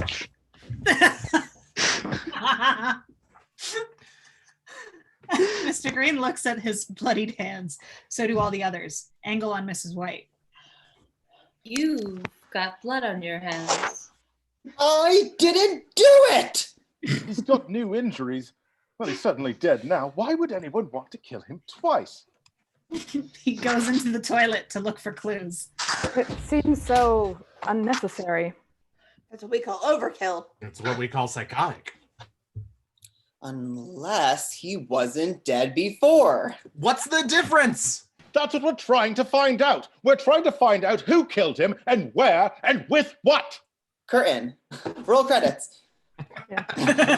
Oh no! That's how you play the Good game, night, Clue. everybody. No, we're still good. And clue. We're still good. It's still streaming. We're fine. Oh, yeah, I know. Okay. It was just a good joke. I got it. Yeah, sorry. I think we're Professor Plum. Yeah. Where was I? Yeah. There's no need to shout. There's no need to shout. All right, I am. I'm shouting. I'm shouting. I'm shouting. He stops shouting and, purple in the face, glares at them defiantly. And the heavy brass candlestick wobbles and topples off the top of the door frame and off of the top of the door frame of the loo and hits him on the head. It is bloodstained. He reels. He jolts to the floor. Exterior, the road. The rain is still pelting down. Rumbling thunder. Racing clouds.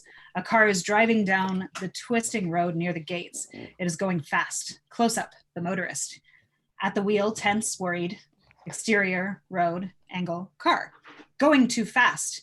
It races round the bend, and a cat leaps out in front, into the beam of the headlights. The motorist swerves to avoid it. The car skids.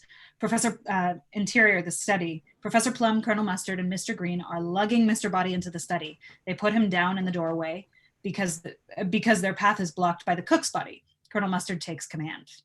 All right, I'm in command now. Move the cook. Mrs. White, Miss Scarlet, and Yvette clamber over the body and start to drag the cook along the floor on her back. The dagger is still sticking out of her back. But the corpse is on the sofa. The men hesitate, too dazed to do anything. Colonel Mustard prompts them, indicating the cook. Ladies first. The men put down Mr. Body's body and help the ladies lift the cook up onto the sofa. Professor Plum is mesmerized by Yvette's breasts as she bends forward. Careful, don't get blood on the sofa. Look, Professor. I'm looking. How do we do this? The dagger will go further into her back. Tip her forward, over the arm. They do so. Now, Mr. Body. They haul him up onto the sofa next to the cook. Panting, they stand back. Now, who had access to the candlestick? All of us. You were given it. Yes, but I dropped it when the lights went out. Anyone could have picked it up. You, him. Look, there are still all these weapons, the rope, the wrench, the lead pipe, the gun. Let's put them in this cupboard and lock it. There's a homicidal maniac about. You are a Yes, very good idea. smart British That's a man. good idea. Come on. Somebody should have thought of it earlier. Lock her up. Wadsworth, helped by the others, puts the remaining weapons into the cupboard and locks the door. He puts the key in his pocket. What are you doing with the key?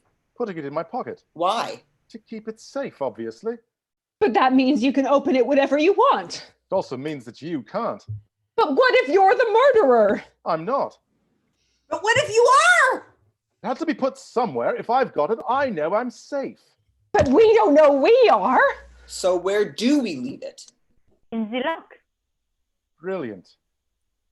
I've an idea. We'll throw it away. Great idea. He rushes out of the study. The others follow.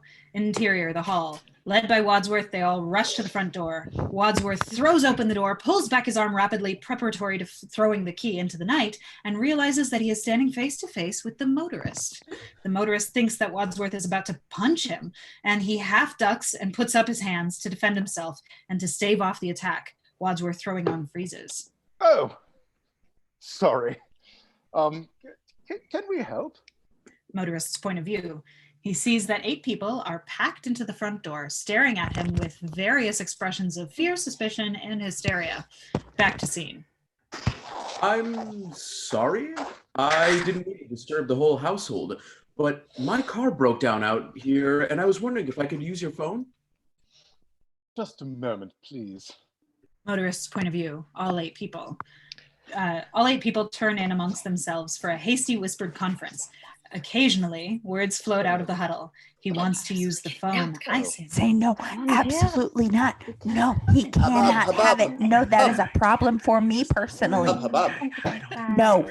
Wadsworth turns and tries to look as dignified and normal as possible. Very well, sir. Would you like to come in? The motorist steps in. All 8 people just stare at him. Well, where is it? What, the body? He inadvertently let the question slip out. The others react. The phone. What body? Well, there's no body. Nobody. There's nobody in the study. He points to the study door. The motorist starts walking towards it. Simultaneously, everyone realizes that is where the bodies are. No. That one's been disconnected, but I believe there's one in the lounge. Thank you. Walk this way. He sets off, doing his usual dignified butler walk. Do your walk. The motorist, realizing that all eyes are on him, follows Wadsworth. Great ass.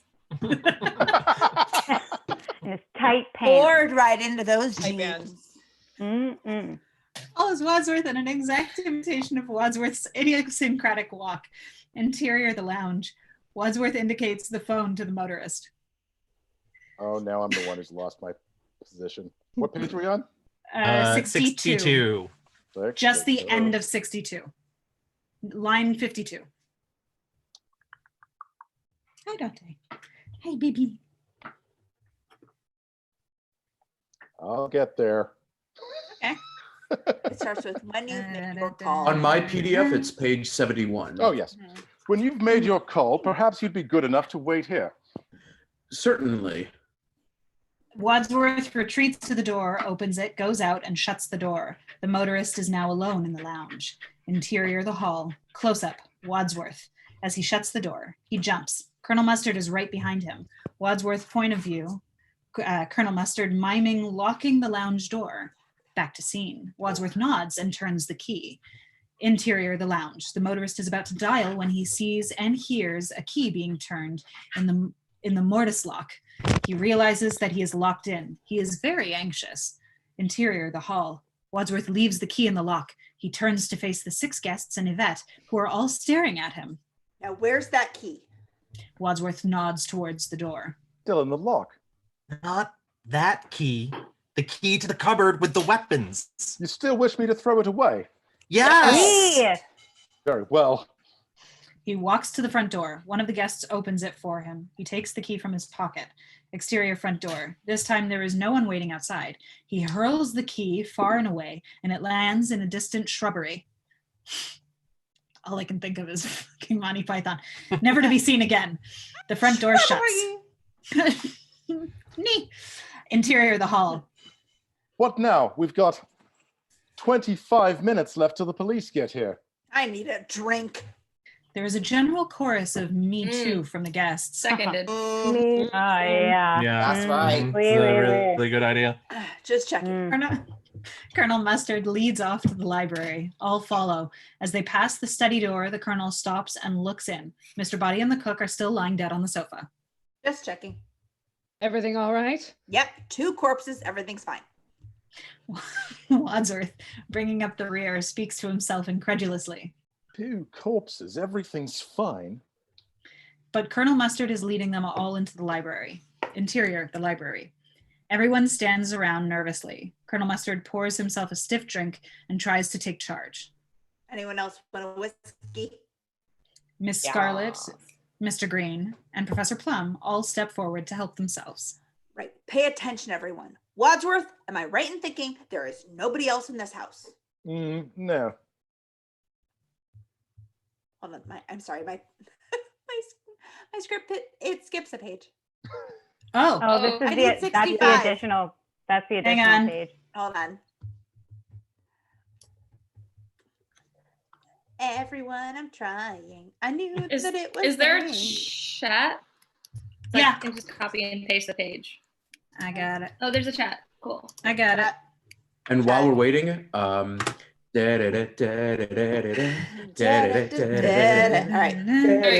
Okay. All right. Shut up. You're beautiful. You're perfect. You're angels. Anyway, so there is someone else in this house. No, sorry. I said no, meaning yes. No meaning yes. Look, I want a straight answer. Is there someone else or isn't there? Yes or no? No. No, there is, or no, there isn't. Yes. Mrs. White breaks her glass against the fireplace. Please! Don't you think we should get that man out of the house before he finds out what's been going on here? She tosses the remains of her glass into the air. It shatters on the hearth. Scarlet? Oh, sorry. I didn't realize. You say yeah. Just say Yes. yeah. You say yeah. Yes. How can we throw him outside in this weather? But if we let him stay in the house, he may get suspicious. If we throw him out, he may get even more suspicious. If I were him, I'd be suspicious already. Look, that guy doesn't matter. Let him stay locked up for another half an hour. Who cares? The police will be here by then, and there are 2 dead bodies in the study. Stop. Well, what do you suggest? The colonel pulls himself together and takes a swig of his drink. Either the alcohol or the panic seems to have caused his brain to seize up. There seems to be confusion about whether or not we are the only people in this house. Wadsworth is getting angry now. I told you there isn't. You mean there isn't any confusion or there isn't anyone else? Either. Or both. Then give me a clear answer. Certainly. What was the question? Is there anyone else in the house? No! No. Colonel Mustard is still unsure, and he eyes Wadsworth with a steely eye. That's what he says. But does he know? I suggest we handle this in a proper military fashion, split up, and search the house. This suggestion causes a feeling of mild panic in the group. Split up? Yes! We haven't much time. Let's split into pairs. Pairs? Yes! Professor Plum looks around at the others. Clearly, he has deep misgivings. Wait a minute. Suppose that one of us is the murderer. If we split up into pairs, whichever one of us left alone with the killer might be killed. Then we would have discovered who the murderer was. Yes, but the other half of the pair would be dead. Colonel Mustard is quite philosophical about this. He shrugs. This is war. Casualties are inevitable. You can't make an omelet without breaking eggs. Every cook will tell you that. Yes, but look what happened to the cook. There is a pause while they all consider what happened to the cook. Are you willing to take that chance? What choice have we? He waits, expecting a chorus of agreement. After several moments, they all mutter, none. Of course not. Yeah, Not awfully convincing. Ones are cold, but it's dark upstairs and I am frightened of the dark. Will anyone go with me?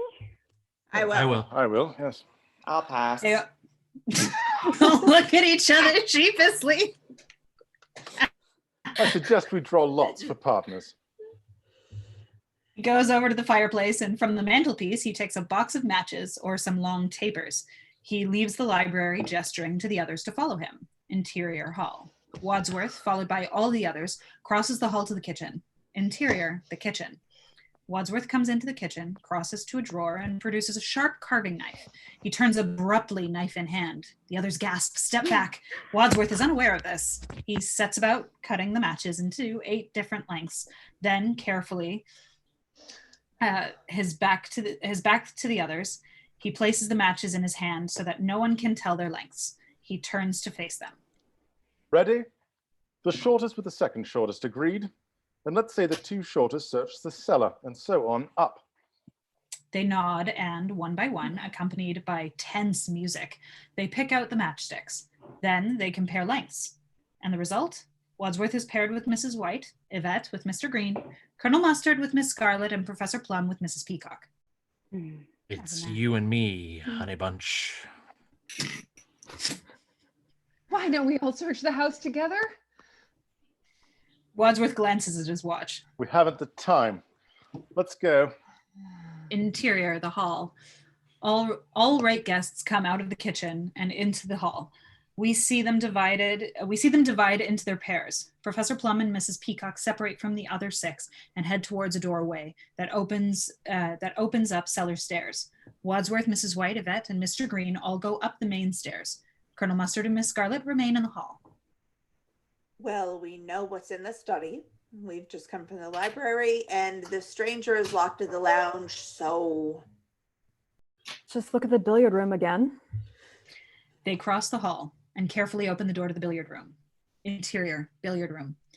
Colonel Mustard and Miss Scarlet come in and nervously search it. Under the table, in the cupboards, behind the full-length drapes at the window, nobody else is there. Interior, the second floor landing. Wadsworth and Mrs. White are peering anxiously into a couple of dark bedrooms, slightly unwilling to go in. Are you going in there? Yes. Are you? Yes.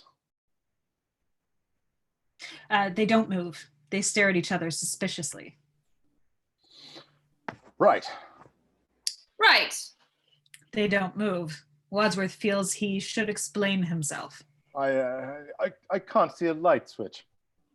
Neither can I, but there must be switches by the bed. Shall I come in with you? No? I mean, no thank you. He goes into the first bedroom. She goes into the second. The landing is empty for a moment. Camera stays there.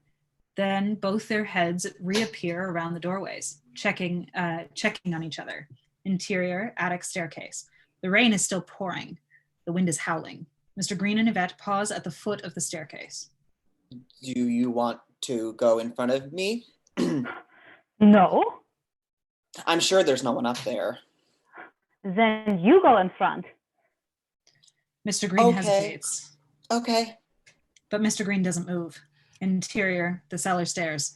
Professor Plum and Mrs. Peacock are standing at the top of the cold flagstone steps, cold brick walls. Well, ladies first. She looks at the long, steep staircase that falls away before her. No, you can go first. No, I insist. No, I insist. What are you frightened of? Fate worse than death? Doberman's in the background. Just death. Isn't that enough? Interior hall. Colonel Mustard and Miss Scarlet tentatively push open 2 big double doors at the far end of the hall.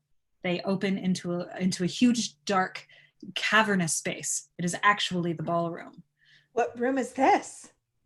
Search me. Okay. He starts to run his hands over her body. I didn't mean literally. Get your hands off me. He obeys hastily. Interior, attic staircase. Yvette and Mr. Green have not moved. They are squeezed in side by side at the bottom of the narrow staircase. Go on. I'll be right behind you. That's why I'm nervous. Then let's go together. Mr. Green nods. Side by side, they walk up the narrow staircase. There isn't room for them both. They look ridiculous squeezed together. Interior, cellar stairs. Side by side, Professor Plum and Mrs. Peacock are walking down the dark cellar stairs. It's not easy. Interior, the hall. Side by side, Colonel Mustard and Miss Scarlet try to get into the big dark room through the one open double door. It's not possible. They bang into each other. They separate. They go again. They bang together again. Interior, first bedroom. Wadsworth is groping around in the first bedroom trying to find a lamp. If there's anyone in here, just look out. Interior, the second bedroom. Mrs. White is doing the same thing in her room. Are you hiding? I'm coming. Interior, first bedroom. Wadsworth looks under the bed fearfully. Sorry. Interior, the cellar. Professor Plum and Mrs. Peacock have reached the bottom of the steps. Various dark rooms open out in front of them. Eyeing each other with the greatest suspicion, they back away and into separate rooms. Interior, first bedroom. Wadsworth finds a bedside lamp. Close-up of Wadsworth's hand switching it on. Interior, second bedroom. Mrs. White in the second bedroom now sees a little because of the light spilling through an interconnecting door from the first bedroom to the second. She sees the huge shadow of a person beside her. Who are you? Who is it? Who are you? No reply. She sees a light switch, backs towards it, switches it on. She looks around. She is in a children's nursery full of toys. Dolls, big bears, rocking horses, trains, etc. She has been talking to a big doll. Interior ballroom. Colonel Mustard or Miss Scarlet switch on a light. They see a huge ballroom stretching before them, a piano at the end. Nobody here. He hasn't even looked. Unless in those cupboards or behind those curtains. Colonel Mustard's nerve fails him. You look. I'll search the kitchen. He goes. The long curtains move. She stares. They move again. Miss Scarlet goes slowly and fearfully toward the curtains. Sharply, she pulls them back. Nobody there. Just a broken pane of glass.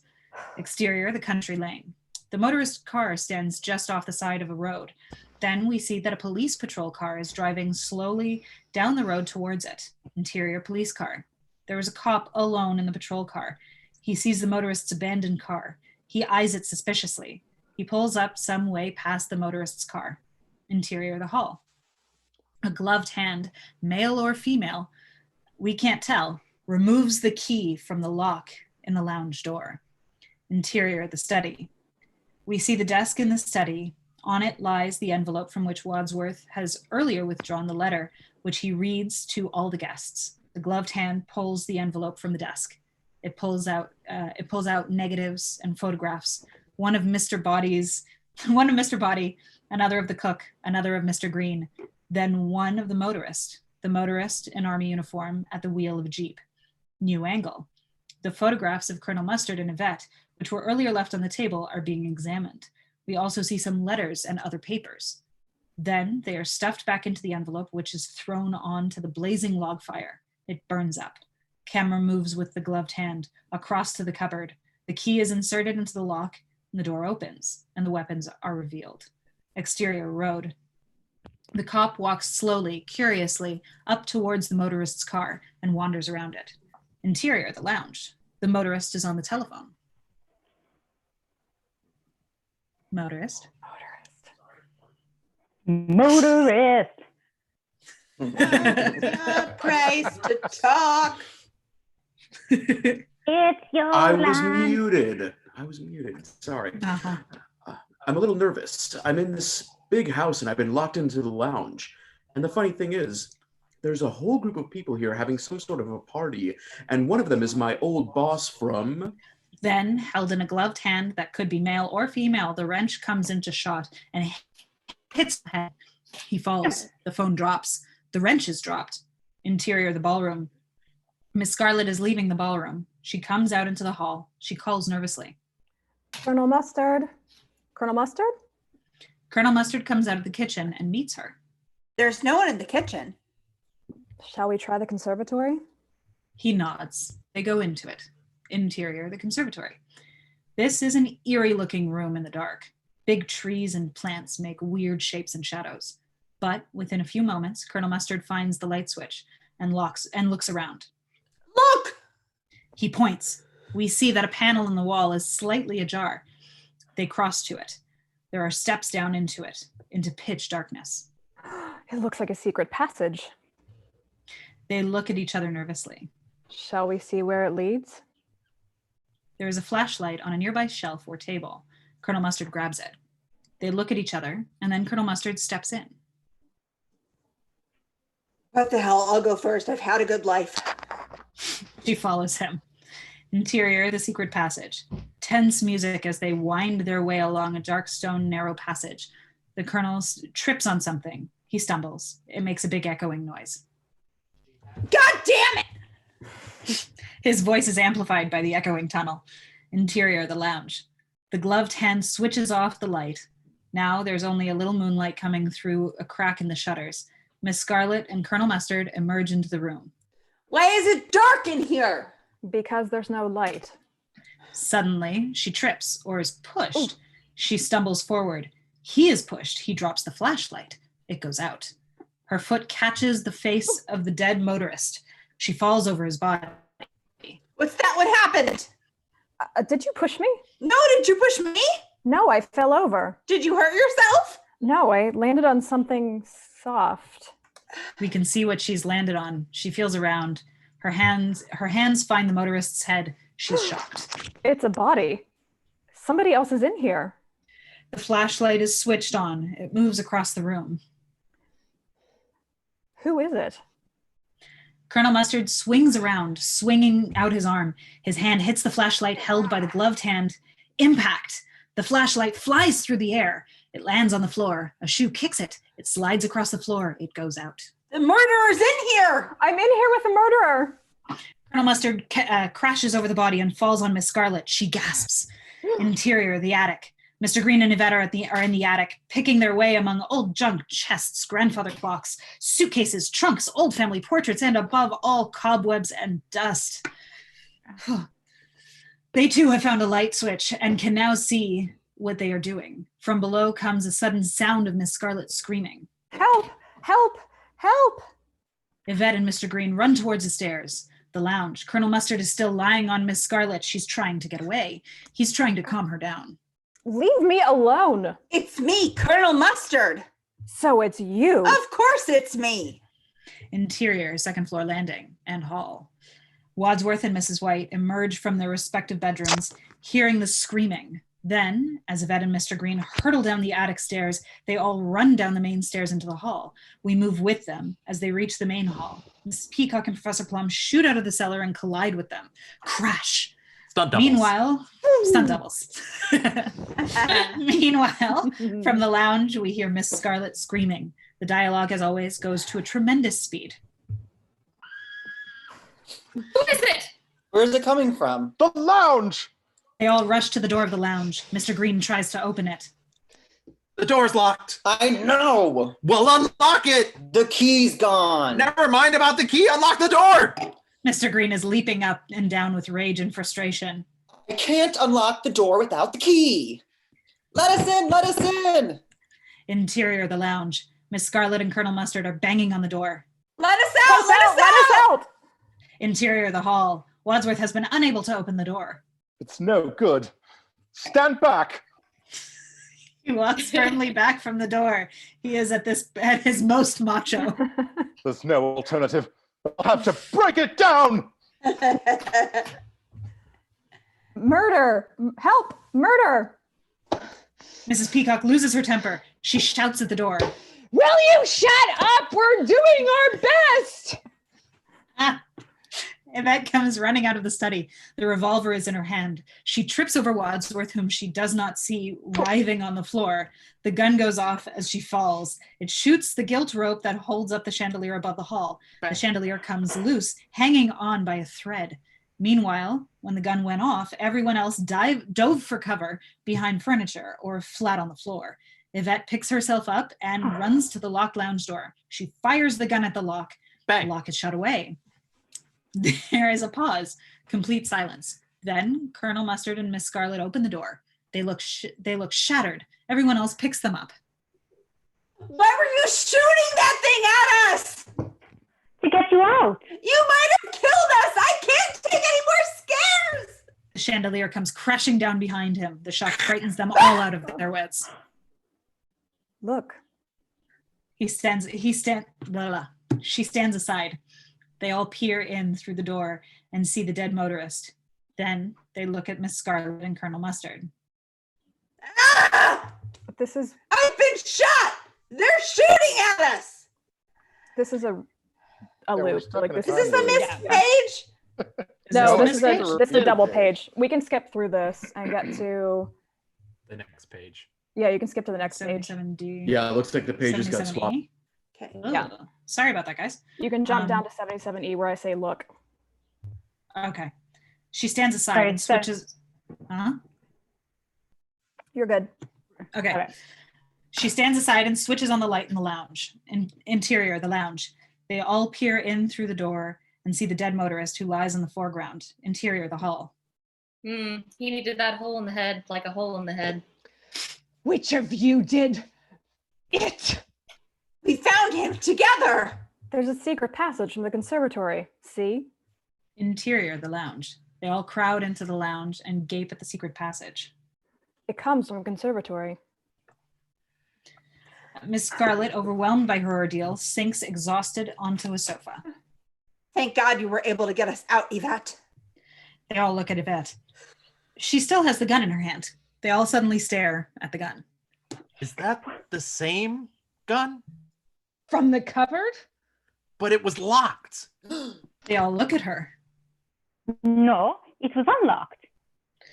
They are all amazed. Unlocked? Unlocked? But yes, see for yourself. Interior, the study. Sure enough, the cupboard door is open, and the key is in the lock. They all rush in and, stopping abruptly, stare at it. Then Mrs. Peacock turns accusingly on Yvette. How did you know it was unlocked? How did you know you could get at the gun? I didn't. I think I broke it open, but it was open already. A likely story. And at this critical juncture, the front doorbell rings. Ding dong. They all stand still, frozen in terror, not knowing whether or not to go to the front door, not knowing whether to go to the front door or not. Sorry. Maybe they'll go away? They wait and hope. Ding dong. Maybe they'll go. Oh, why did that? Yeah. Weird loop. Okay, Mr. Green. I'm going to open it.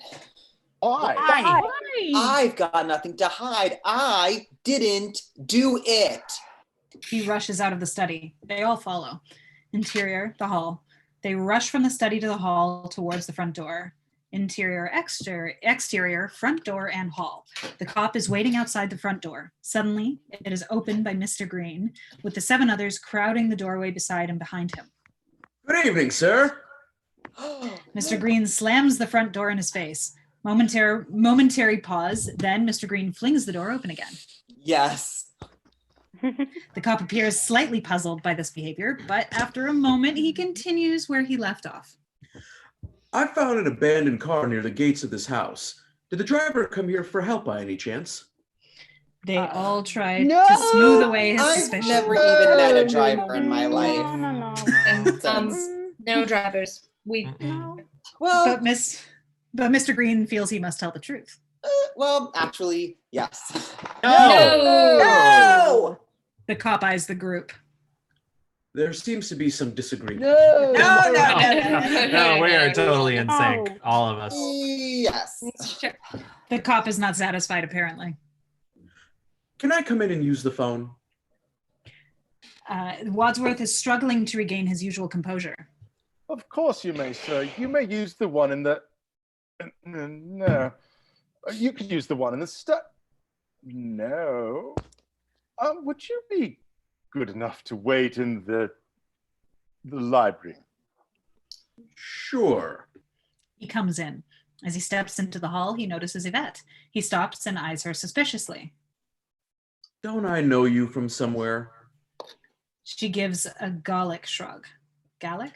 Gaelic? Gallic. It's a very Irish shrug. You all seem very anxious about the pronunciation of Gallic. Well, it's because the chandelier fell down. It could have killed us. Miss Scarlet hurries to the lounge and Professor Plum to the study. They shut both doors fast and therefore too loudly as he walks by. Slam, slam, one after the other. The cop notices. Wadsworth shows the cop into the library. Please, help yourself to a drink if you like. The cop picks up the cognac. Not the cognac, just in case. In case of what? But Wadsworth has shut the door, also with a bang, and locked it. But this time, he is in a big hurry and leaves the key in the lock. He hurries back along the hall to where the 6 guests and Yvette are still standing, panic-stricken. What now? We should have told him. We see, and they see, the door handle being jiggled up and down. It's all very well to say that now. I said it then. Shut up! They all look pretty threatening, so Mr. Green shuts up. Interior of the library. The cop is trying to open the locked door. Puzzled, he leaves it and crosses to the telephone. He is about to lift the receiver when it rings. Very loud. He jumps. Then he answers it. Hello? Yes. Okay. Interior, the hall. Wadsworth and the group have frozen. At the phone? The cop answered it. Then they turn towards the library door. Interior, the library. The cop is on the phone. And who shall I say is calling? Oh, yes? And I'm Harry Truman. Okay, sir, I'll try, sir. I apologize, but I'm locked in a room here. He goes to the door and jiggles the handle. Then he calls out through the door. Let me out of here. You have no right to shut me in. I'll book you for false arrest, wrongful imprisonment, obstructing an officer in the course of his duty, and murder. There is a momentary pause. Then the key is jiggled and unlocked. He sees and opens the door. Wadsworth, Yvette, Colonel Mustard, Mr. Green, Miss Scarlet, Mrs. White, Mrs. Peacock, and Professor Plum are all standing there. Wadsworth speaks with as much innocence as he can muster. What do you mean, murder? I just said that to make you open the door. But what's going on here? Why did you lock me in? And why are you receiving calls from J. Edgar Hoover? Wadsworth was about to answer one of the first questions, but this last inquiry floors him. What? J. Edgar Hoover's on the line. J. Edgar Hoover? That's right. The head of the Federal Bureau of Investigation. The Federal Bureau of Investigation? We're ready to take that on tour. Why is J. Edgar Hoover on your phone? I don't know, but he's on everybody else's. Why shouldn't he be on mine? He goes into the library. He's about to shut the door when he hesitates and prudently removes the key from the lock. He shuts the door. Interior, the hall. The cop is left standing in the hall with the others. What's going on here? We're having a party. Mind if I look around? They all stare at him with desperation in their eyes, except for Miss Scarlet. Sure. You show him around, Mr. Green. Me? Yes. Why don't you show him the dining room, or the kitchen, or the ballroom? Fine. Fine. Fine. Come with me, officer. I'll show you the dining room, or the kitchen, or the ballroom. As he leads him away, the cop going somewhat reluctantly, his eyes lingering on the study and the lounge doors. As the cop and Mr. Green disappear into the dining room, Miss Scarlet turns to the others. Okay, listen. Interior dining room. The cop and Mr. Green come into the dining room. This is the dining room. No kidding. What's going on in those 2 rooms? Mr. Green's voice is still high-pitched in terror. What 2 rooms? Interior, the study. Miss Scarlet is talking to Mrs. White and Colonel Mustard in front of the bodies of the cook and Mr. Body on the sofa. Ooh, make it look convincing. As she grabs a bottle of brandy from the sideboard, interior, the hall, Miss Scarlet and Professor Plum whiz across the hall and into the lounge just as Mr. Green and the cop emerge from the dining room. The cop points at the study and lounge doors. Those 2 rooms. Oh, those 2 rooms. He walks purposefully towards the study. Mr. Green hurries after him, grabs his arm, and stops him. Officer, I don't think you should go in there. The cop stops walking and stares at him. Why not? Well, because well, it's all too shocking. The cop brushes Mr. Green aside, goes to the study, and opens the door. Interior, the study. The lights are off. The phonograph is playing softly. I Ain't Got Nobody, an old 78 RPM record. The cop switches the light. On the sofa, Mrs. White is sitting on the knee of the dead Mr. Body. She is kissing him on the mouth. He appears, from the cop's point of view, to be embracing her, but we can see that his arms and hands are being manipulated by Mrs. White, like a big puppet. The cop sees this, and his eyes turn to another couple. The cook is standing in the corner, her arms around Colonel Mustard, and he appears to be kissing her. The cook's hands are moving through his hair. New angle. In the corner, we see that cook's hands are behind her back, and Mrs. Peacock is concealed behind the cook. And it is Mrs. Peacock's hands which are caressing Colonel Mustard. The cop turns to Mr. Green, who is watching open-mouthed. It's not all that shocking. Folks are just having a good time. He leaves the room, followed by Mr. Green. Mrs. Peacock comes out from behind the dead cook. She is looking demented. Oh my God. Mrs. White stops kissing Mr. Body. How could you kiss that thing? Yeah, it was like kissing my first husband. Before or after you cut his head off? Interior, the lounge. Miss Scarlet is pouring brandy into the mouth of the dead motorist. Interior, the hall. The cop and Mr. Green cross the hall and open the lounge door. Interior, the lounge. Miss Scarlet and Professor Plum are in an embrace. The motorist is now lying back in a chair, his head injury not visible from the front. A half-empty bottle of brandy has his fingers curled around it. The cop enters. Miss Scarlet and Professor Plum separate. The cop eyes them. Mr. Green is still open-mouthed. Excuse me. He sees the motorist and crosses over to him. He sees the bottle. He bends down and sniffs his breech. Sniffs his breath. I can speak. It's fine. He's breech. Dead breech. Into the breach. Breaches smell weird. Dead right. He's drunk. Dead drunk. Dead right. The cop shakes the motorist.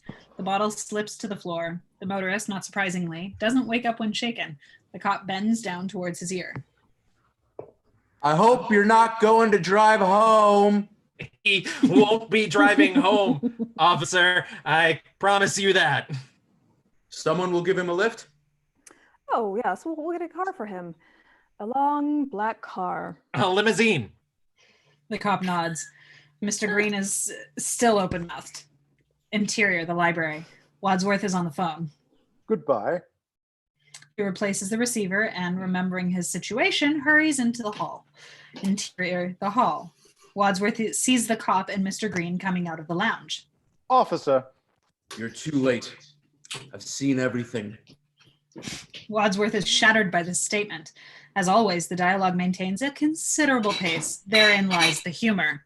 You have? I can explain everything.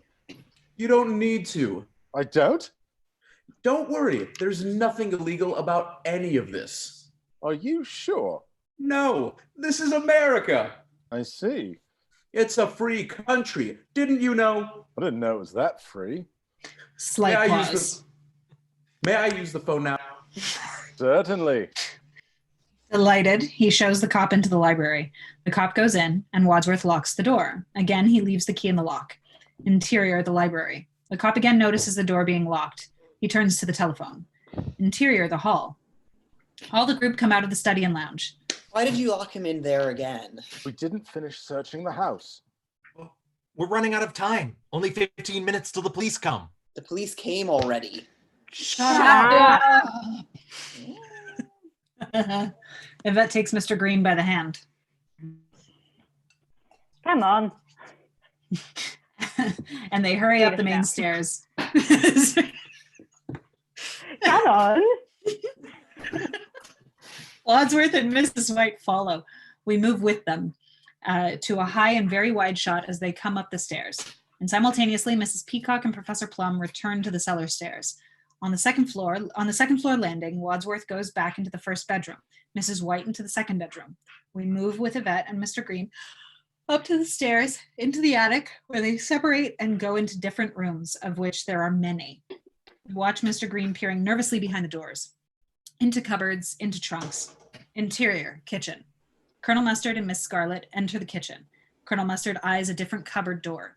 He moves steadily towards it, opens it, and a fold-up ironing board drops out and hits him on the head. He reels. Then he looks around. His eye is caught by the cupboard out of which the cook fell. He opens the door. It looks like a big broom cupboard. Then, with an eerie creak, the back wall of the cupboard moves and opens. Another secret passage. Look! I don't believe it. Where does this one go? Let's find out. Interior secret passage. Colonel Mustard and Miss Scarlet move along the tunnel into secret passage. Colonel Mustard and Miss Scarlet see a crack of light at the end of the tunnel. They push at the wall. It opens, to their amazement. Interior the study. They have arrived in the study. They look at each other, astonished. Let's try the ballroom again. They leave the study through the door into the hall. Interior the hall. They cross the hall, and we hear a noise, an unfamiliar noise, perhaps just a creaking sound. Colonel Mustard stops abruptly. I don't know. Nothing. Interior, a wall somewhere in the house. We see in big close-up a mains electricity switch. We don't know where it is, unless we have been very observant and seen it in the background of one of the scenes so far. Note, it will have been seen perhaps slightly out of focus earlier in the film. It is a big red lever. It is labeled power. The same gloved hand, which could be male or female, comes into shot. It grabs the lever and pulls. The lights go out. Exterior, the house. Seen from the driveway, all the lights in the house snap out. Interior, the first cellar room. Professor Plum hears a sound. It is a rat or a man. We see in a dim light a huge rack of wine bottles. A noise comes from behind it. Is anyone there? Interior, second cellar room. Mrs. Peacock can just see a large round shape. We can see it as a huge old-fashioned central heating boiler. It makes occasional quiet gurgles and hisses. She stops, terrified. Don't you touch me! Interior, the ballroom.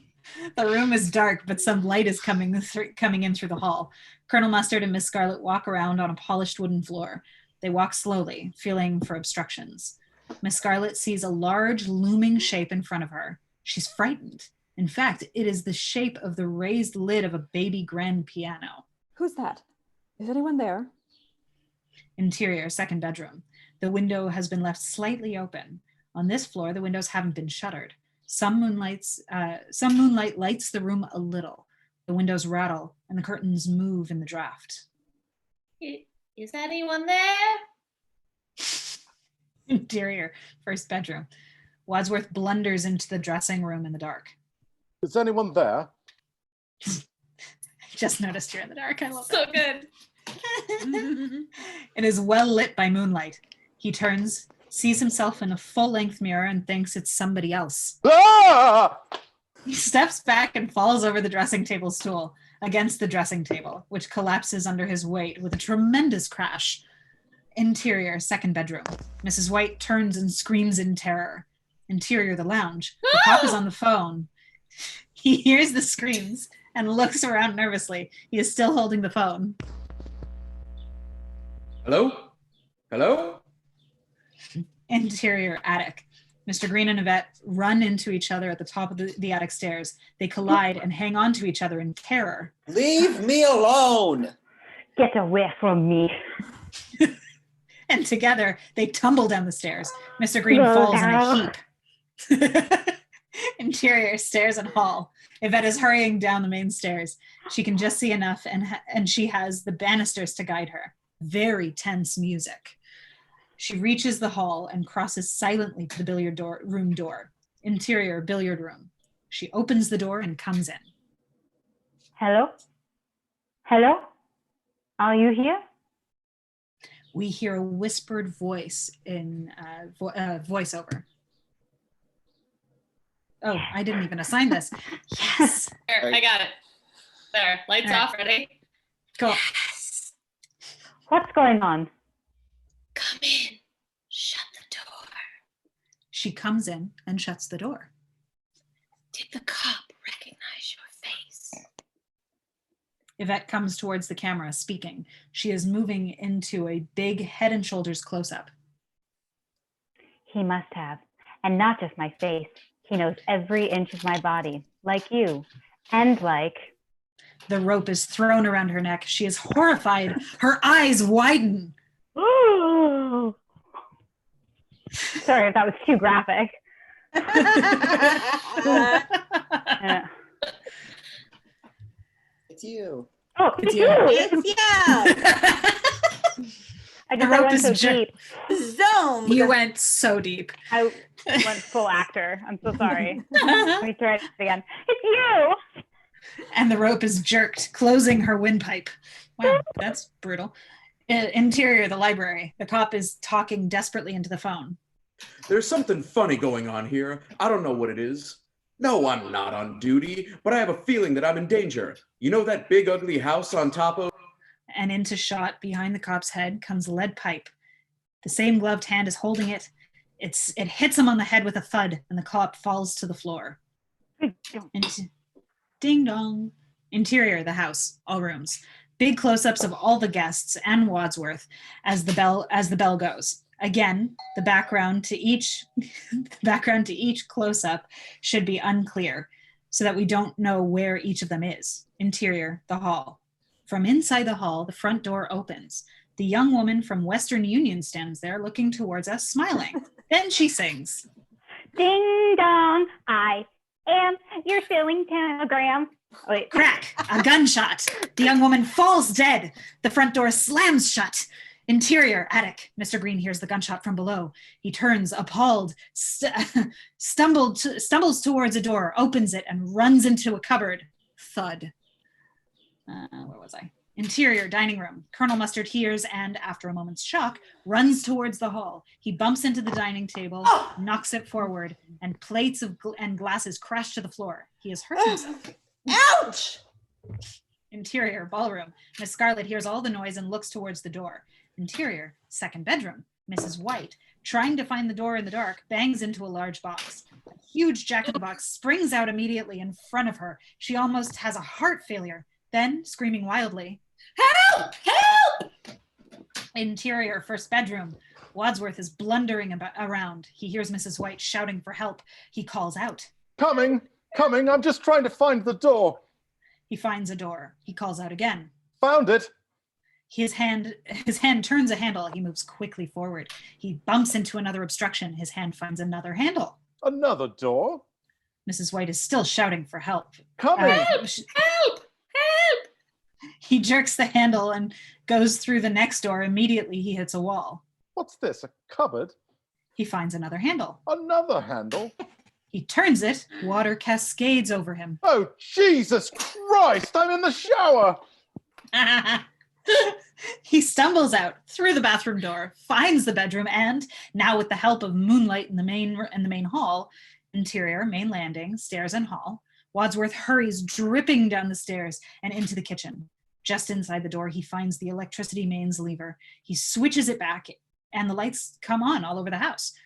And the phonograph starts up again in the study, very slowly at first, gradually coming up to a speed. We move with Wadsworth back into the hall, and gradually the 6 guests congregate there with him. Mr. Green coming down the stairs, Mrs. Peacock and Professor Plum emerging from the cellar, Colonel Mustard from the wreckage of the dining room, and Miss Scarlet from the ballroom. Slowly, they wander around, checking the rooms. Interior billiard room, shooting towards the door. They come into the billiard room and see Yvette lying strangled, the noose around her neck, across the billiard table. Dazed, they turn. Interior library, shooting towards the door, and see the corpse of the cop. 2 murders. They all look at each other. Neither of them shot. I thought I heard a gun. So did I. The front door slammed. Oh God, the murderer must have run out. Let's see. Exterior front door, shooting towards the house. Wadsworth throws it open, and at their feet is the body of the young woman. The bullet's point of entry is seen clearly on her forehead. 3 murders. 6 altogether. This is getting serious. They gape. He turns and slams the front door shut. Interior hall. He crosses to the door of the lounge. He looks at the floor, then turns to the others. No gun. Yvette dropped it here, remember? Now it's gone. They all look at each other with deep suspicion. Very well. I know who did it. You do? You do. He nods. Furthermore, I'm going to tell you all how it was all done. Wow. They react. How about this? Hubbub, Follow hubbub. me. Hubbub. I'm dead. Twice! Dead twice! Extra special. He leads them all into the library. The scene that The scene that follows may initially seem somewhat long-winded, verbal and therefore slow. The speed of these scenes cannot be judged by the usual criteria. Wadsworth's explanation of what has happened so far will be played at an absolutely tremendous speed, whenever hyphenated.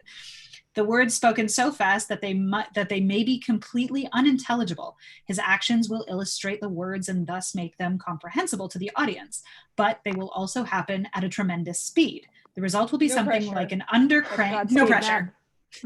Get ready. Wait, are we Like going to do an the 80 music? pages are all We do the hyphenated. music every time we run instead of like the stage direction. I mean, if you guys want to. The result will be something like an undercranked, speeded up section, except that it will not be undercranked and will be done by the acting of Wadsworth. It will be a comic tour de force. No pressure. Legitimate. No pressure. Interior, the library. They all come into the library. In order to help you understand what happened, I shall need to take you through the events of the evening step by step.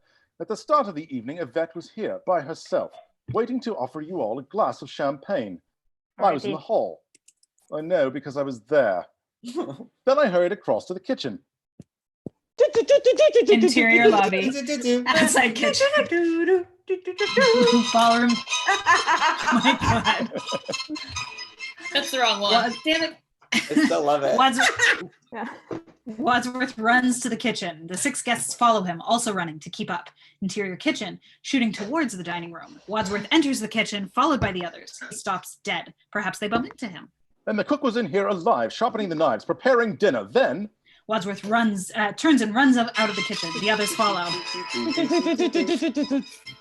Interior hall, panning from the library to the front door. Wadsworth races across the hall. The others, in hot pursuit, flings open the front door and rings the doorbell. the doorbell rang. It was you. He points to Colonel Mustard. Yes. Wadsworth, at incredible speed, mimes and reenacts Colonel Mustard's arrival, reproducing what he and the Colonel did as he says. I asked you for your coat. I recognized you as Colonel Mustard, and I prevented you from telling me your real names. I didn't want any of you to be addressed by any name other than your pseudonym, and I introduced myself as the butler, and I led you across the hall to the library. Having mimed the introduction and the taking of the coat, he runs back to the library, the others breathlessly behind him. Interior, the library, shooting towards window. Wadsworth rushes in and grabs the bottle of champagne. And Yvette met you and smiled and poured you a drink, and... He rushes out, interior the hall, shooting towards the front door. He arrives back at the front door, having almost collided with the group as he comes out of the library. The doorbell rang again, and it was Mrs. White, looking pale and tragic, and I told her that she was expected, and I took her coat and I hung it up, and... He's on his way back to the library. The others can hardly keep up with him. Interior of the library, shooting towards the doors. Wadsworth is whizzing back into the library. The group follows to the doorway. And I introduced Mrs. White to Colonel Mustard, and I noticed that Mrs. White and Yvette flinched. And what? Then we heard a rumble of thunder and a crash of lightning. And to cut a long story short, one by one you all arrived, and Mrs. Peacock shook hands with Yvette, and Colonel Mustard and Mr. Green was offered champagne by Yvette, and Professor Plum and Miss Scarlet arrived together, and we were all introduced, and then... He rushes out into the hall, interior of the hall, shooting towards gong from center of hall, panning past stairs to dining room. Wadsworth skids to a halt at the gong was struck by the cook, and we ran into the dining room. And he's gone, interior of the dining room, shooting towards the kitchen. Wadsworth is moving around the dining room table, sitting down, standing up, and at a truly phenomenal speed, as he describes. And Mrs. Peacock sat here, and Colonel Mustard sat here, and Mr. Green, and Professor Plum, and Miss Scarlet, and Miss White, and this chair was vacant, and... Colonel Mustard. I'm sorry, I'm so enjoying it. Oh my God. I got so excited. Hold on. Oh no, where am I? Peter, page 125. How did I get so far? Hold on, I'm sorry. Guys, I'm sorry. Oh my God. The line is literally get on with it. I wasn't trying to be pressured. I wasn't like, on with it! Yes, get on with it. I'm telling it as fast as I can. Anyway, we all revealed that we'd received letters, and you'd had a letter, and you'd had a letter, and you'd had a letter, and you'd had a letter. Get on with it! Point is, blackmail. But yes, but all this came out in the study after dinner. You're right. Yeah. With one accord, they all turn and race out of the dining room. Interior of the hall, low angle. Shooting down the hall towards Ballroom. At lightning speed, they cross the hall. Interior study, shooting in all directions. They are all crowded into the study. The corpses of Mr. Body and the cook are still where they were left after the cops saw them. Wadsworth sits in each armchair in turn as he says, Mr. Green sat here, and Mrs. Peacock here, and Miss Scarlet here, and Professor Plum here, and Colonel Mustard and Mrs. White, and... Get on with it! I'm getting there. Mr. Body came to get his surprise packages from the hall. By now, interior hall. By now, Wadsworth is in the hall, miming, collecting the packages. Low angle shot from the steps outside study. Interior study, shooting in all directions. Wadsworth. You opened your presents. Sorry. And by now he is traveling almost at the speed of sound. Miss Scarlet got a candlestick, and Mrs. White got a rope, and Colonel Mustard got a wrench, and Mr. Green got a lead pipe, and Mrs. Peacock got a dagger, and Professor Plum got a gun, and then Mr. Body switched out the lights. He switches out the lights. They all scream. The lights are switched on. Wadsworth lies prone on the floor. Good God! They stare at Wadsworth aghast. Suddenly, Wadsworth sits up. He talks at a normal speed. That's right. Mr. Body lay here, apparently dead. He was dead. I examined him. Then why was Mr. Body bashed on the head with a candlestick a few minutes later if he was dead already? How should I know? Sorry, my headphones are dying. Of course now. They all look at him accusingly. So you made a mistake. I did not. Why not admit it? Doctors, like the Pope, never admit a professional mistake or a sexual indiscretion. If you didn't make a mistake, you were lying, which looks very bad for you. Professor Plum stares at the ring of accusing faces. He shrugs. Okay, I made a mistake. Right, but if so, why was Mr. Body pretending to be dead? It could only be because he knew that his scheme had misfired and the gunshot was intended to kill him, not me. Look. Sorry, give me 1 second. I'm so sorry. It's all right, honestly, I could use the break. Did that come through? Okay. Drink a bit of water. Take a sip. Killing this right now. This now is amazing. You know why I wasn't drinking at the start of the show. Can you imagine me if I was drunk right now? Forget it. Well, I mean, still. Maybe for the next time. Raise the stakes. Raise the Raise stakes. the stakes. Wait, okay, so we were at Look? Is that right? Yes, we were at Look. Okay. No, he pulls Mr. Body's head forward. Yeah. Yeah. He pulls Mr. Body's head forward and points to his ear. There is a slight graze on it. This should have been visible to the highly observant viewer sometime earlier in the film. The bullet grazed his ear. Clearly, his best hope of escaping death was pretending to be dead already. So whoever grabbed the gun from me in the dark was trying to kill him. But remember what happened next. Wadsworth up to full speed. Mrs. Peacock took a drink. He takes a drink like Mrs. Peacock. You said maybe it's poison. She screams. He screams. "Ah!" And drops the glass. He drops the glass. We took her to the sofa. He takes Mrs. Peacock to the sofa. She's still screaming. Mr. Green slaps her face. He slaps Mrs. Peacock's face. And we heard more screaming from the library. Yvette and Mr. Green screamed and Miss Colonel Mustard slapped him. He slaps Mr. Green's face. And we rushed out. He's gone. Interior hall. Wadsworth arrives at the billiard room doorway by the others. And she screamed, and we tried the handle, and it was locked, and we knocked, and she screamed, and we rattled and pounded, and then, oh, they won't open the door. And then, oh, hello, yoo-hoo! And then Yvette opened the door, and we rushed in. The door is open. Interior billiard room. They are all standing in the doorway. Wadsworth turns to them, back to normal speed. He intones with significance. But one of us wasn't here. No. Yeah. No. Maybe one of us was murdering the cook, who wasn't here with us. They all look around. None of them can remember, but the observant viewer might be able to if she thinks back to the relevant moment. Who wasn't on camera? Do you know? I do. While we stood here, Interior hall, shooting towards the front door from billiard room door. trying to stop Yvette from panicking, one of us could have stayed in the study. Interior study. Picked up the knife. Interior hall, shooting as in interior hall. Ran down the hall. Interior kitchen, shooting towards the dining room. Cook. He enters the kitchen. They follow. Mrs. Peacock. How could he risk it? He might have seen. We might have seen him coming back. Not if they used this secret passage. He pushes it, and all except Colonel Mustard and Miss Scarlet gasp in amazement. And the murderer ran back down the secret passage to the study. Interior lobby outside kitchen, shooting towards kitchen, panning towards front door. Is that where it comes out? Yes, look.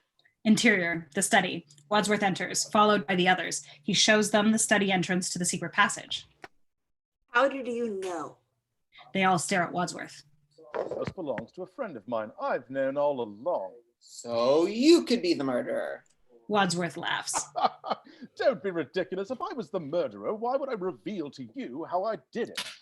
No one has an answer for this, so they nod. Well, who else knew about the secret passage? We found it, Miss Scarlet and me. You found it. You could have known about it all along. But I didn't! Why should we believe you? He has no answer to that, but Wadsworth has. Because he was definitely with us all in the billiard room doorway when Yvette was screaming. Don't you remember? Oh, that's true. He was next to me. They all fall silent, staring at each other with mutual suspicion. But what I don't understand is why was the cook murdered? She had nothing to do with Mr. Body. Of course she did. I gathered you all here together because you were all implicated in Mr. Body's dastardly blackmail. Did none of you deduce that the others were involved too? What others? The cook and Yvette. They are all amazed. No. No. That's how he got all his information. Before he could blackmail anyone, Mr. Body had to find out their guilty secret. The cook and Yvette were his accomplices. I see. So, whoever knew that the cook was involved killed her. Yes, I know, because I was Mr. Body's butler, that the cook had worked for one of you. Who? Recognized Yvette, didn't you? Don't deny it. What do you mean? Don't deny it. I'm not denying anything. That's another denial. All right, it's true. I knew Yvette. My husband had an affair with her, but I didn't care. I wasn't jealous. Wadsworth You crosses knew to Yvette Miss too, Scarlet. didn't you? Oh wait. Sorry. No worries. Sorry, I thought Miss- it was the flames that aside part. Yeah. Yeah. Yes. Yes. She worked for me. Mrs. Peacock's eyes open wide. You also knew her, sir. What are you suggesting? Oh, sorry. We have already established that you were one of Miss Scarlet's clients. That's why you were so desperate to get those negatives. Photographs of you and Yvette in flagrante delicto, remember? Mr. Body threatened to send the pictures to my dear old mother. The shock would have killed her. That would have been quite an achievement, considering you told us she was dead already. Colonel Mustard looks very shifty. So he had a motive. You all had a motive. So the cook was dead. We lugged her back to the study, and Mrs. Peacock was screaming, "Woo!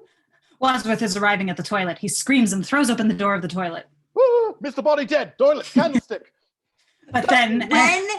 sorry. No, that is you. Sorry. But when and where was Mr. Body killed? Don't you see? Look, we came back to the study with Yvette, and Mr. Body was on the floor. Playing dead, but one of us knows he's still alive. I explained that I was Mr. Body's butler, and that I'd invited you here and realized that the only other person in the house... The cook! They all rush out of the study. Wadsworth leaps into the secret passage.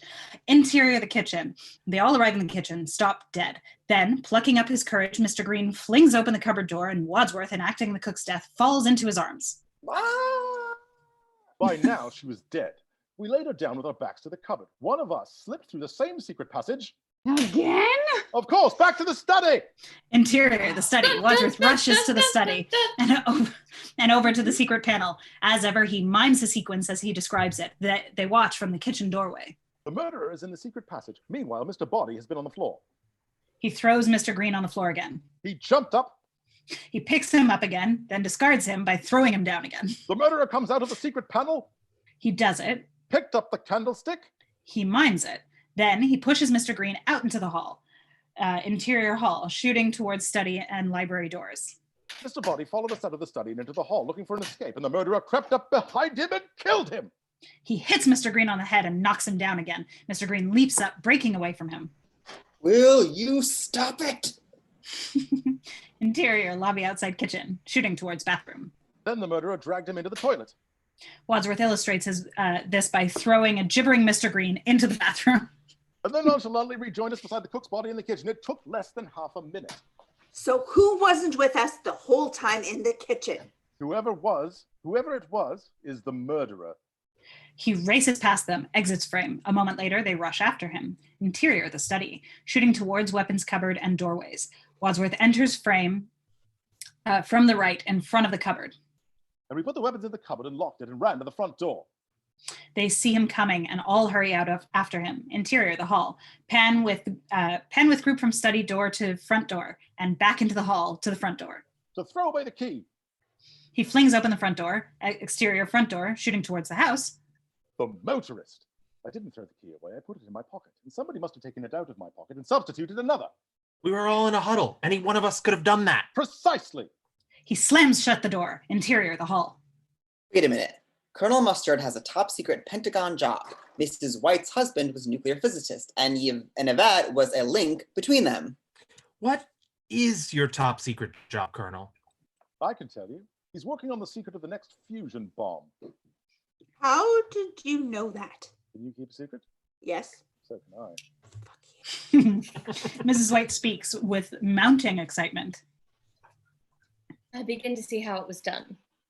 Was it a plot between them, or did Colonel Mustard do it alone? Colonel Mustard reacts. Shall see. Let's look at the other murders. Yes, it was bad luck for the motorist that he arrived at that moment. Wasn't luck. I invited him. You did? Did? Of course. It's obvious. Everyone here tonight was either Miss Body's victim or his accomplice. Everyone who has died gave him vital information about one of you. I got them here so that they'd give evidence against him and force him to confess. So who knew the guy that came to make the telephone call? Wadsworth waits for a moment. Then Colonel Mustard speaks again. It was my driver during the war. What's he holding over you? Or do I have to tell them? He knew I was a war profiteer. I stole essential Air Force radio spare parts, and I sold them on the black market. That's where I made all my money. But that doesn't make me a murderer. A lot of our airmen died because their radios didn't work. Was the policeman working for Mr. Body too? The cop was from Washington. He was in my pay. I bribed him once a week so that I could carry on business. Mr. Body found out somehow. My God. And the singing telegram girl? They all look at each other, waiting for someone to confess. Exterior front door. Professor Plum opens the door and looks down sadly at the dead singing telegram girl. She was my patient. I had an affair with her. That's why I lost my license. Mr. Body found that out too. Sad pause. Let's put her in the study with the others. The three men pick her up. Interior hall. The men carry her in. Mrs. Peacock shuts the front door again. Get on with it. They run with her body to the study and hurl her through the doorway. Interior study. Low angle at the doorway, shooting towards hall. The singing telegram flies through the air above the camera. New angle. The singing telegram lands on the sofa, shooting towards fireplace or wall opposite fireplace. Interior hall. So, now you all know why they died. Whoever killed Mr. Body also wanted his accomplices dead. But how did the murderer know about them all? I mean, I admit, I guessed that this young singer had informed on me to Mr. Body, but I didn't know about any of you till this evening. I mean, I'd never even met Mr. Body. Oh yeah, That's right. totally. Hold on. Hubbub. That tracks. That all tracks. Hubbub. I'll get to that. First, the murderer had to get the weapons. Easy, he'd stolen the key from my pocket. And we all followed Colonel Mustard's suggestion that we split up and search the house. Mrs. Peacock? That's right, it was Colonel Mustard's suggestion. And after we split up, there were 4 more murders. Colonel Mustard makes no reply. He just stares at them, maintaining a dignified silence. And whose suggestion was it to lock the motorist in the lounge? Colonel Mustard, wasn't it? Indeed. So then we drew lots. We split up, and one of us had got away from his or her partner and hurried to the study. He goes back to the study, exiting frame. Interior, the study, shooting towards desk, fireplace, and weapons cupboard. He enters frame and crosses to the desk. Here, on the desk, was the envelope from Mr. Body. It contained photographs and letters, the evidence of Mr. Body's network of informants. Where's the envelope now? Gone. Destroyed. Perhaps in the fire, the only possible place. He goes to the fire and picks out a burnt envelope. Bits of photographs crumble as he examines it. They are unrecognizable. Then, having found out the whole story from the murderer and opened the cupboard with a key, he took out the wrench. Scarlet runs excitedly to the lounge. The others follow to the doorway, and we pan and see her through the doorway. Colonel Mustard found the secret passage from the conservatory to the lounge, where we found the motorist dead. Interior hall, panning from the study door to front door to lounge door. We couldn't get in, so Yvette got the gun from the open cupboard and shot the door. Bang! And then the front doorbell rang again. The front doorbell rings. They all look at each other, aghast. How did you do that? I didn't. Oh, I don't believe this. I just don't believe this is happening. Whoever it is, they've got to go away or they'll be killed. And she runs out of the study. Interior, exterior, front door. Mrs. Peacock rushes to the front door. She flings it open. An earnest-looking elderly man is standing there. He has pamphlets in his hand. Good evening. Have you ever given a thought to the kingdom of heaven? Thought you got rid of me, but you didn't. Hey, you want to die a third time, Toots? It clearly says elderly man. Sorry. Don't assume Good gender evening. here. Have you ever given a thought to the kingdom of heaven? What? The others are all watching, mesmerized. Accurate. Repent. Repent. The kingdom of heaven is at hand. You ain't just whistling Dixie. Armageddon is almost upon us. I've got news for you, pal. It's already here. Go away! But your souls are in danger. Our lives are in danger. Get lost! And she slams the door in the elderly man's face, then turns, panting, leaning against the door, emotionally wrung out. The cop arrived next. We locked him in the library. Interior study, shooting towards a cupboard. Wadsworth enters frame right. We forgot the weapons cupboard was now unlocked. He has demonstrated all of this at truly phenomenal speed. Interior hall. Camera is inside cellar door. We split up again. He runs to the top of the cellar stairs, and there is the main electricity switch. Then the murderer switched off the electricity. He switches it off. They all scream. He switches it back on again. Interior hall, shooting in all directions. Wadsworth demonstrates. Nothing. Okay. Keep going. Wadsworth demonstrates and mimes the whole. Huh? Nothing. It just said that's the cutoff point for all the endings. So yeah. We should say this is ending 1. So, okay. For those who may not be familiar with Clue, there are multiple endings, and this is the cutoff point where that changes. So this is the first of 3 or 4, is it? 4 to this script. Ending. 4 First of 4.